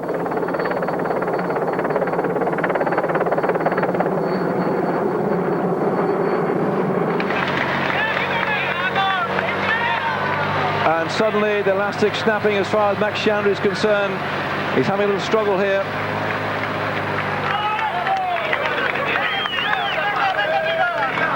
Just a quick whiz, by the way, on my normal plug before we get down to the real action on the top of the climb here. I've had a nice little letter sent to me by Phil Liggett saying thanks for the comments that I've been putting out on his Land's End John O'Groats ride, as it's now Friday, coming up towards Saturday. If you're wanting to join him now on the ride as we go through the Meta Volante here, 146 kilometres have been covered of the stage today.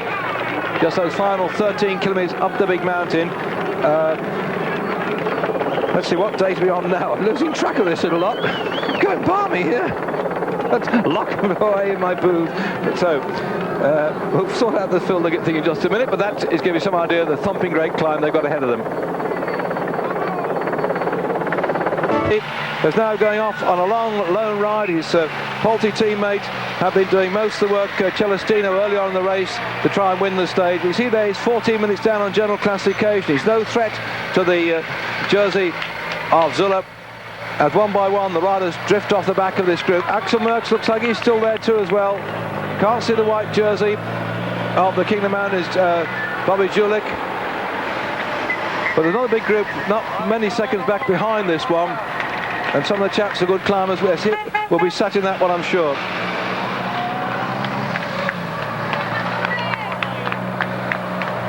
Zülle on the right in the yellow jersey. In the red jersey in between is Jalabert.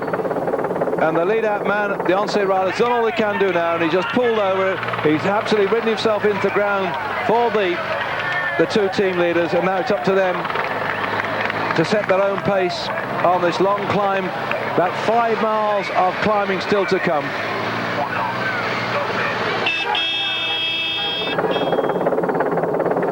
It's a sort of climb when you've got to ride up on a 38 inside ring by 23 seems to be the sort of choice. It was used the first time in 1983 in the Tour of Spain. That was the year when Bernard Hinault won it. And that, by the way, as you're watching it live on Eurosport today, way back in 1983, as you watch Giannetti here struggling on the climb, that was the first time that the Spanish television had transmitted direct a stage on the Tour of Spain.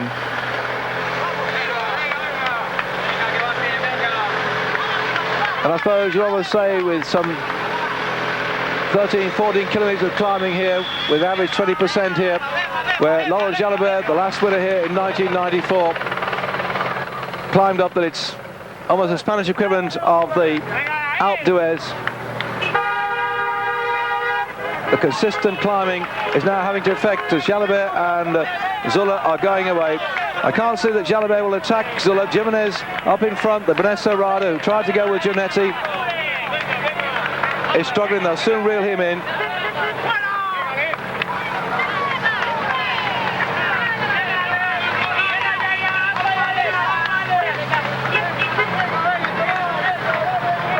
Scarton has been the struggle. Jimenez has now been overtaken.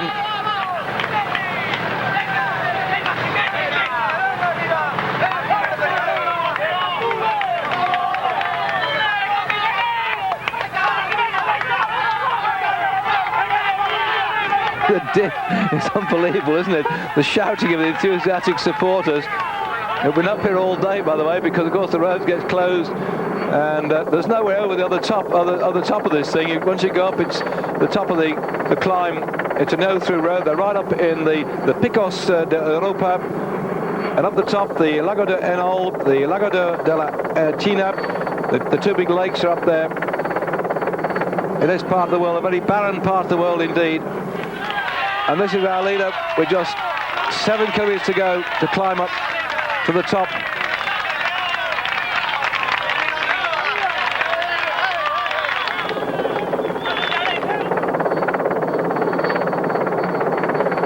And there, Jalabert and Zülle are closing up on Giannetti. This very, very wild part of the world.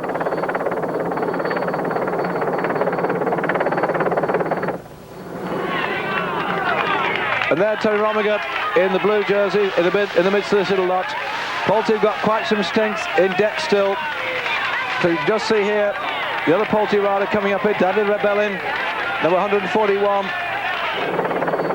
He's quite nicely placed overall on general classification, Rebellin, so I think he could be moving up here a bit, because I think Zülle has just been dropped off a bit, Bobby Zülle. Rebellin was lying 11th this morning, 6 minutes 55. He was just, some 12 seconds behind Bobby Zülle, and I can't see Bobby Zülle in the Motorola team at all, so Rebellin could be moving up in the top 10.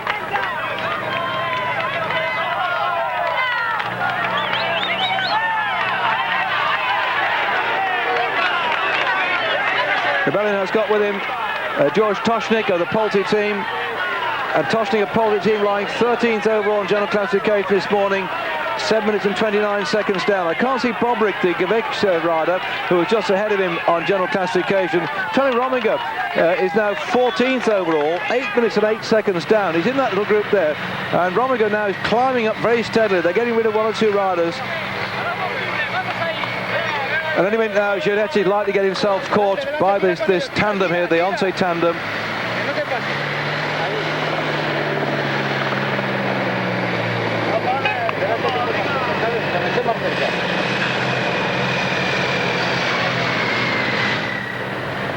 And they've got him in sight now.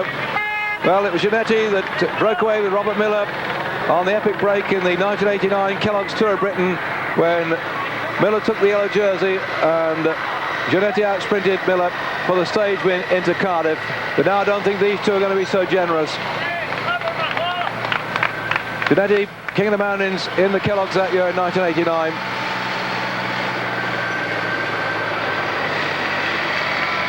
And now he's up here with these two grand champions. They're going to go straight past him, I think. So Giannetti, now somewhat 32 years of age, just shown that he's still got some fire in his legs, but can't hold the power of these two.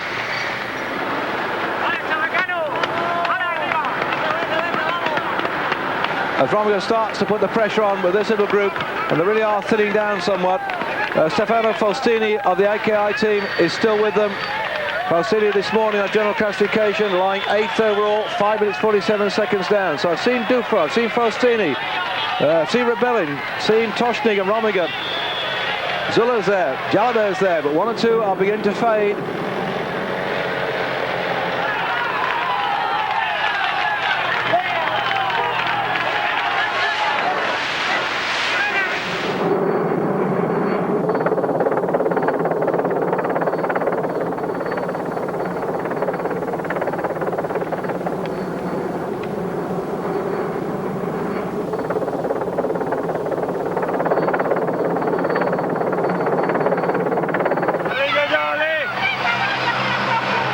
To look back like Jalabert did then, to see all the way down the mountainside, your opponent spread eagle, and you're still riding with great power. He must be so pleased to get back on form after his disastrous ride in the Tour de France.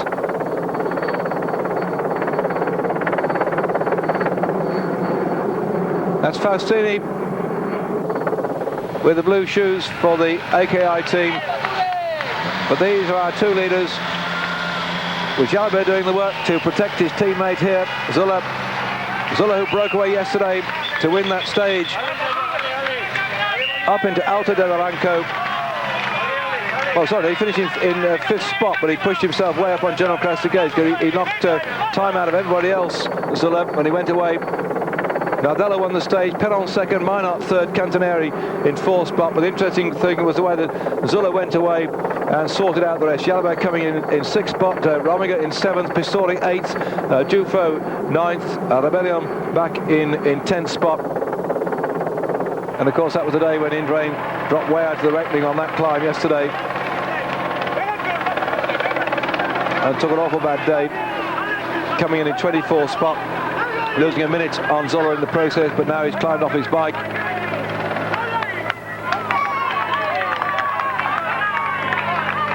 Rominger leading this little group up here, looking very confident. Certainly I would think he will be moving up on the King of the Mountains competition now. Zülle will be in a bit of trouble here because the riders with the GC points, Zülle had 33 this morning, Bobby Julich, Cangianeri 32, Perron 29, and Nardello 21, and Rominger 21 points. So there's just some 12 points separating Rominger from the King of the Mountains jersey, and I think that he's determined now to take that one on board. We've got 5 kilometres to go for these two riders.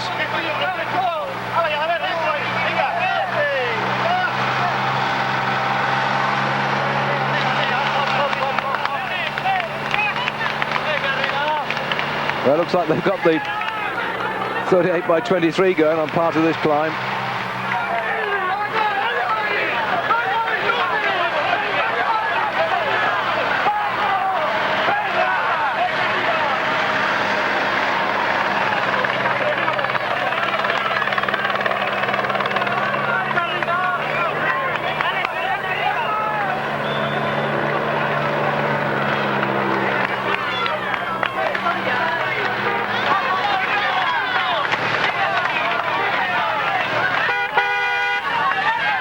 That's a run down on this little group here, led at the moment by Tony Rominger.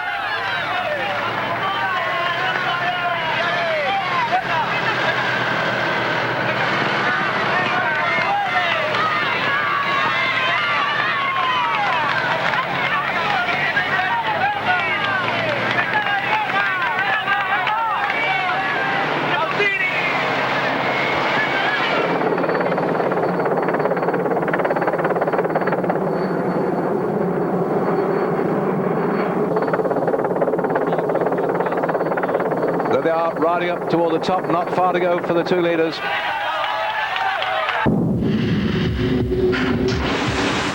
Jalabert and Zülle, the two on-sea riders, getting toward the top of this climb. This enormous great climb, 1,120 metres above sea level, to finish stage 13, which has been a lucky day for Indurain, who climbed off at the bottom of the climb and been overtaken by the main pack. And his team manager said, that's enough, call it a day. And so he left it to these champions here to fight it out. Rominger on the front here, with Serrano with him.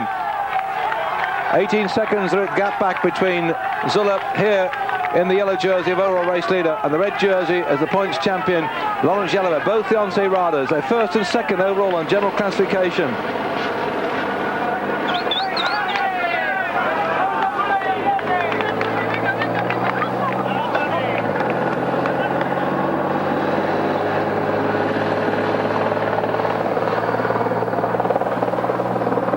In the distance, you can see the snow-capped mountains. It can get very cold in the winter. A place for people to go skiing, a place to go walking. Now watch out though, because they do have some bears in this part of the world. Some survive, you don't see them very often. And up here too, the vultures can be hovering. I mean, the real ones, not the ones who go poking cameras at riders when they fall off looking like they're half dead. Ospreys and wildcats too. And Izard, the chamois in the region too. So a very lovely, lovely part of the world. I hope we get a little look at the lakes of Enol and La Achina right at the top of the climb here in this massive national park. Oh, the cameraman's getting in the way. Come on, get out, get out, get out. You cannot ride a motorbike as they're fast around some of these bends as the riders can handle their bicycles. Bit of a false flat here.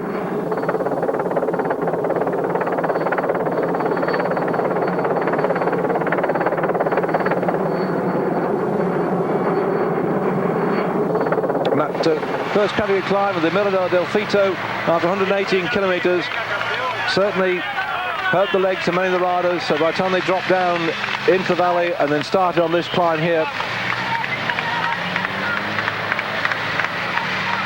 they've been able to see off a lot of riders that just couldn't stand the pace.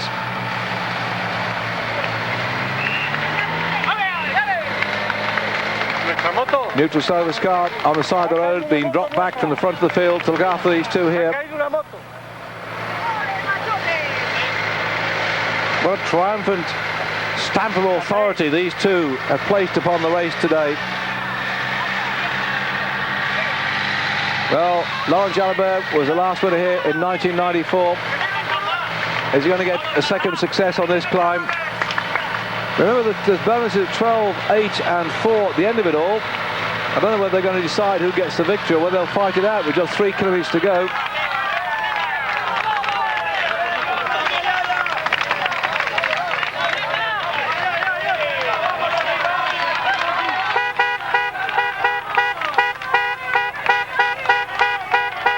This is our chasing group. What's left of it, just 4 men. Romiger's doing all the work. They're down to 3 now. Faustini is on Romiger's wheel, and the Polti rider, George Toshnik, is also hanging on for grim death as well. They've got rid of Serrano. To think Romiger could have packed his bags and gone home, you know, it's way down the road. He said, no, I'm going to train for the World Championship and blow this. I haven't got a cat's chance in hell of doing anything. But Romiger, who lost 7.5 minutes on stage 3, or 7:23, I think to be precise, has still stayed with the race. He did a tremendous time trial the other day, and here he is now on this climb. Can't quite hold Zülle and Jalabert, but he could be able to put himself up bit by bit over on the general classification. Toshnik with him at the moment, they're just going away on the right, well, go on the right-hand side. Toshnik this morning 7:29 on GC, Romiger 8:08, and they've got with them just that one rider from the AKI team, Faustini. So there could be a bit of a change here, because Romiger and Toshnik, they've dropped Bobrick, Rebellion's nowhere to be seen, Bobby Jurek's nowhere to be seen. So whilst the gap between themselves and Zülle and Jalabert will be about the same as it was this morning, might even grow a little bit, a lot of riders today are going to drop out of contention. This is quite a big change overall. We're going to see minutes and minutes and minutes on the general classification at the end of it all today. It's not going to be in seconds. You may remember the first 9 days, I think Baldato got help about 39 seconds of bonification. It was enough for him to take over the race leader's jersey. Well, he packed his bags yesterday and went home. He retired, and we had just some 143 riders left this morning. We've lost about another 3 so far. It's been down to 140 riders, and the mountain climbers are really in their element now.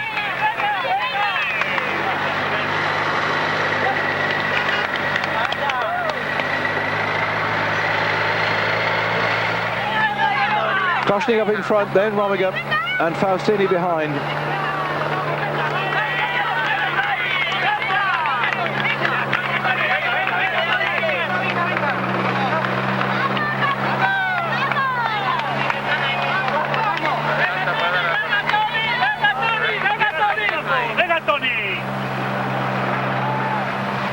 Romiger sporting one of those little nose bands to enable people to breathe a lot more freely on the climbs, to get oxygen into their lungs.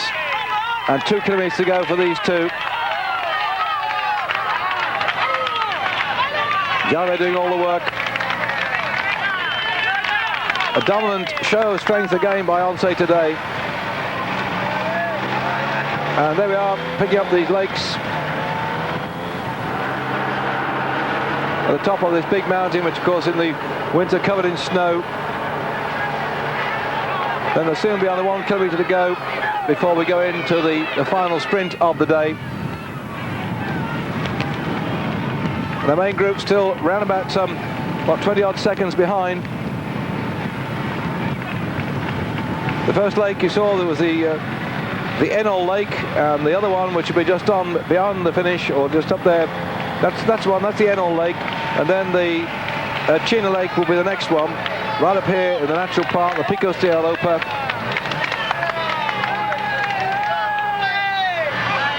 And once they've got up here, they just have to go all the way back down the road. They've just come up. Of course, they'll be climbing into team buses and cars and be taken down to the finish, front to the hotels. And there, 1 kilometre to go.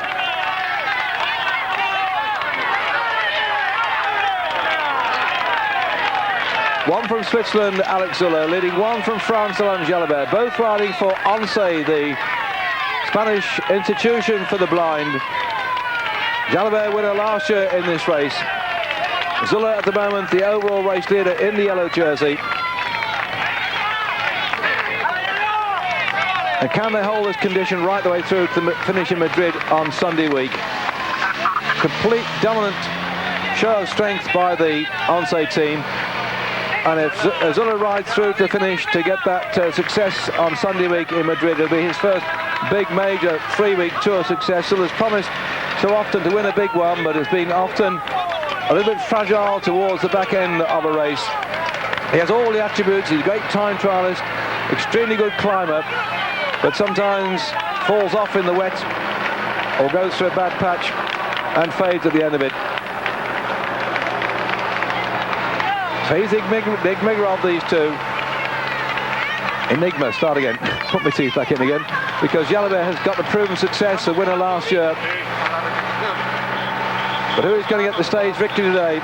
Are they going to ride across side by side? I don't know.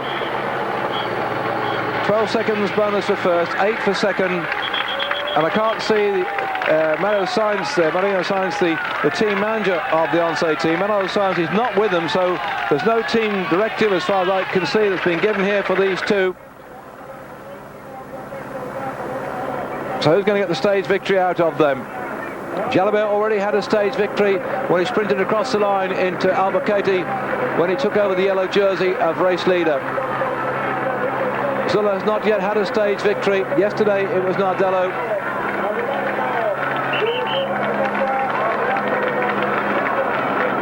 Oh, look at this.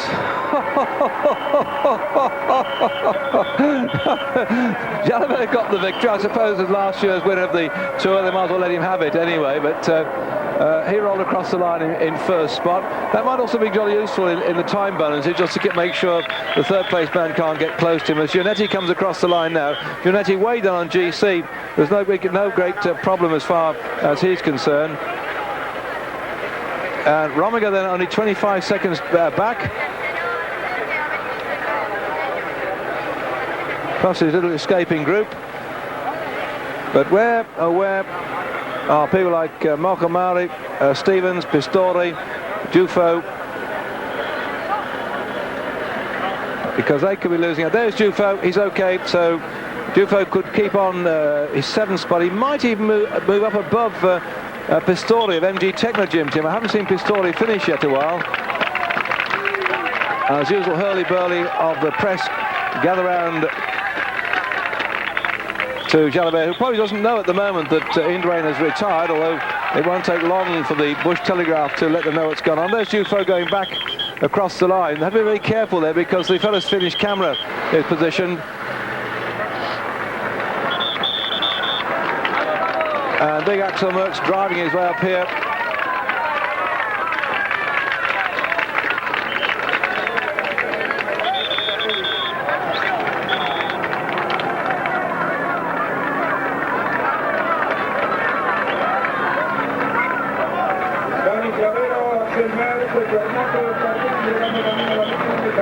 Looks like Gimenez just finishing. It's a very close turn-off. You see where they turn those cars away, just running to the finish. Normally you get turned off about 300 metres before the finish, but they seem to be very close to turn off here. Whoa! That's a stupid thing to do. Oh no, to even allow anybody to get in the finish area like that is just unbelievable. 2 minutes and 13 seconds on the screen now. The gap back to the rest of the group coming in here. I think that's Pistori coming up now, and Bobby Julich as well. I think he might have lost that white jersey to Rominger, who came in 4th spot. But he certainly will still be in contention for the crown. He closed the gap down, Rominger, today with that very fine ride indeed. Looks like Pistori coming through here. Well, he's lost a couple of minutes here, maybe 1 minute and 35 seconds, Pistori. I think that Dufo, who was half a minute down, or less than that, who's come through, will leapfrog over him. And I haven't yet seen Neil Stevens come in, who was 3:55 down this morning. So we get quite a bit of a shakeout here on the general classification. And it could be, in fact, that Faustini's moved up above Pistori, maybe into 5th spot as such. There's Axel Merckx here, who is not in any great shakes on the overall classification. Puts on his top and rides back down the mountain. Just imagine that about 140 odd riders out spread eagle across this road. We've seen about, what, 20 of them come in so far. Not 120 yet to come in.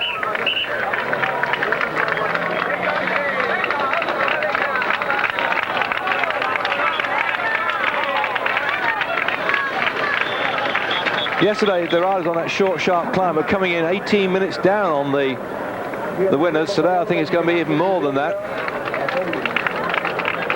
The Petit Casino riders start to come in here. They've lost by the way De Las Cuevas. He packed it in yesterday.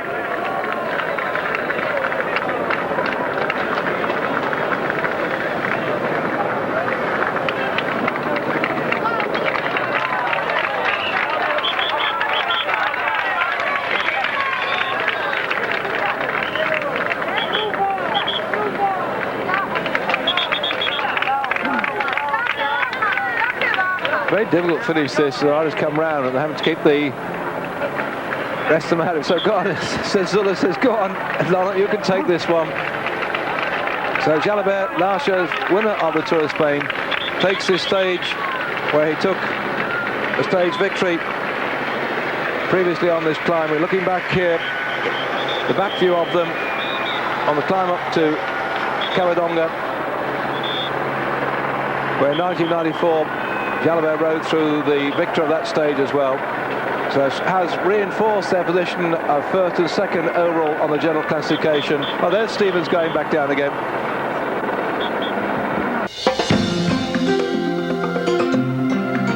On the stage 14 of the Tour of Spain. There you can see the gap between these two riders. Guess who? Yes, Biagio Conte in the Scrigno Blue Storm colours with Orlando Rodriguez, and the gap back to this man in the yellow jersey.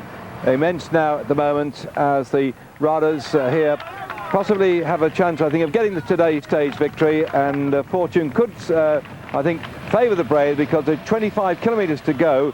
Then this could well be a chance for them to stay out with such a massive lead. We've seen it before in this tour, thank goodness. We get it from time to time, and now it looks like we might well have these two riders fighting out the finish today. They've been away an awful long time now. If I look back in my notes, they went away in fact at 45 kilometres of the stage, but today is covering 202 kilometres. They've got a bit of a sprint down the road here. This is in Santander at the moment, and then they ride in toward the finish. They've got a third category climb to go over after some 201 kilometres of racing. So as Conti takes this one, and Rodriguez is in second spot. The third category climb is all that lies between them and the finish, and the clock will show what the gap is back with that some 25 k's to go. Galdiano had gone on a long lone break and took the King of the Mountains to begin with, and by the time we went into stage 2, Conte was still there at the sprint, so he kept his jersey, although Manali won that one. He kept the points jersey too, but by the time we went on stage 3, when the field got split, then Conte was in the wrong place at the wrong time, lost his jersey, came in 7.5 minutes down. That's the fellow in the orange at the front here. When Jalabert won the stage, took the overall leader's jersey and the points. Bobby Julia keeping the King of the Mountains jersey.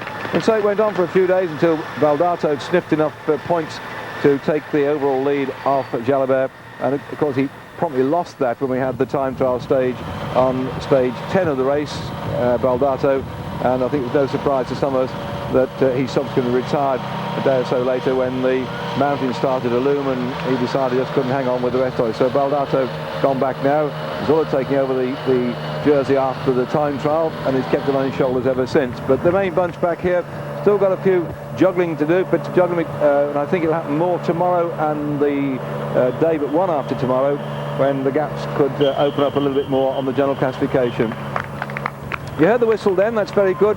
I must say that the way in which the marshals have been warning the riders of the obstructions in the centre road have been extremely good in the tour so far. You saw there the man from the AGF standing right on the centre of the reservation, right at the point of the obstacle in the centre, with his yellow flag, blowing his whistle so they could hear the noise.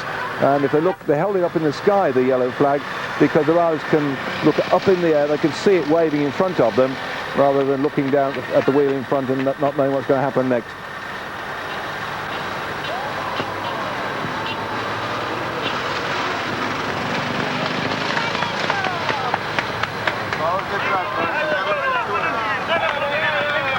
Still Lotus Festina driving hard on the front.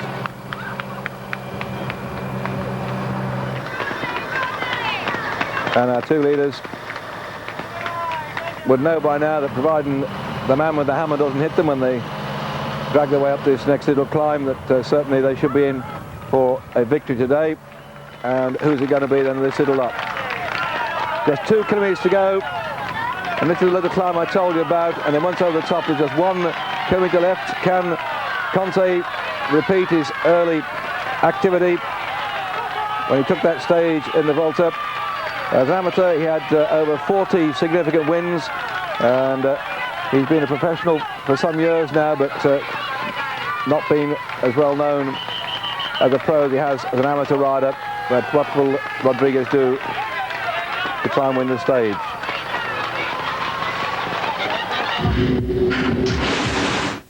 Just about, what, over 1 kilometre for the decision today is who's going to get this stage 15 in the Tour of Spain. Conte here at the back, and here's the main field. They're closing the gap down quite a bit, but they're certainly not going to snap them before the finish. Those two riders ahead who went away after some 45 kilometres of racing, so they've done about 160 kilometres near enough. That's just on 100 miles. And Stevens on the front, looking at the interests of Zülle on the left-hand side. Dufo there in the white jersey with the blue shoulders. Pistori behind with the white crash hat on in the white jersey. That's Rominger further back. And the Polti riders trying to come up there. Stevens has now blown and leaving Zülle to do all the work on the front. I hope we don't stay too long with this. It's interesting, but the battery's up in front to see who's going to get to the day stage victory. And they're over the top of that climb, and just a short run in now toward the finish. And on the front, Rodriguez. Rodriguez are leading out at the moment.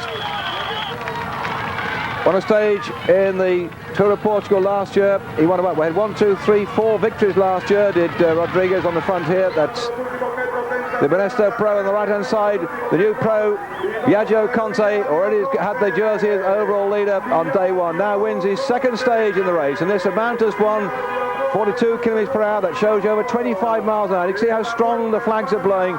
They've been helped on their way by the very strong wind indeed. But for Conte, that's his second victory in the Tour of Spain this year, and a well-deserved one too, having been away with Rodriguez for over some, what, 45 from 202. That's got to be about 160 kilometres thereabouts.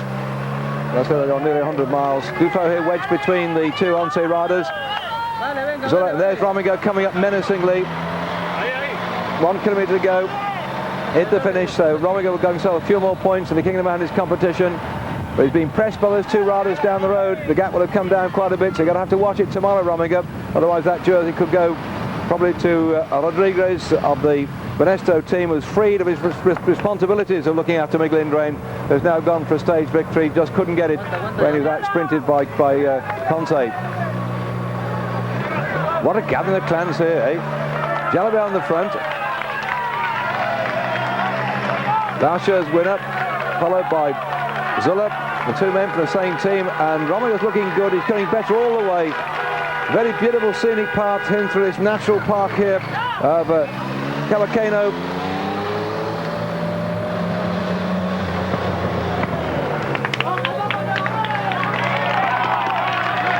Jalabert in a good position here to take a third spot to help in the points competition. He wears the red jersey, looks over his shoulder. Zülle won't contest the sprint with Jalabert, I'm sure about that. But Dufo hovering behind, Rominger is behind him there. Escartin also coming in here as well. So Dufo trying to get through, and he's gone to the front. Dufo desperately trying to drive a bit more time between himself and the rest of the field. Comes in third spot, the head of Jalabert, Once rider. Zülle in the yellow jersey, followed on behind that. Then Tony Rominger, looked like Escartin and so on, right the way through. And the field not too badly split at the moment.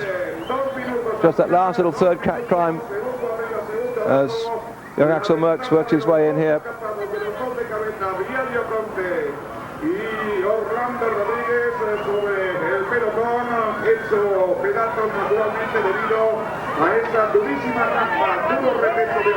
There's that final climb there as Martin Den Bakker comes in for TVM, having split the field up a little bit. And what, less than 140 riders left in the race now. And somehow I think when we had our two mountaintop finishes tomorrow and 2 days after that, we might find a few more will knock it on the head. Particularly some of those who are not very well placed overall, but have got their eyes on the World Championship and may feel that they'd rather go home and train rather than ride themselves into oblivion until the finish on Sunday week. Riders quickly going on their way back down again.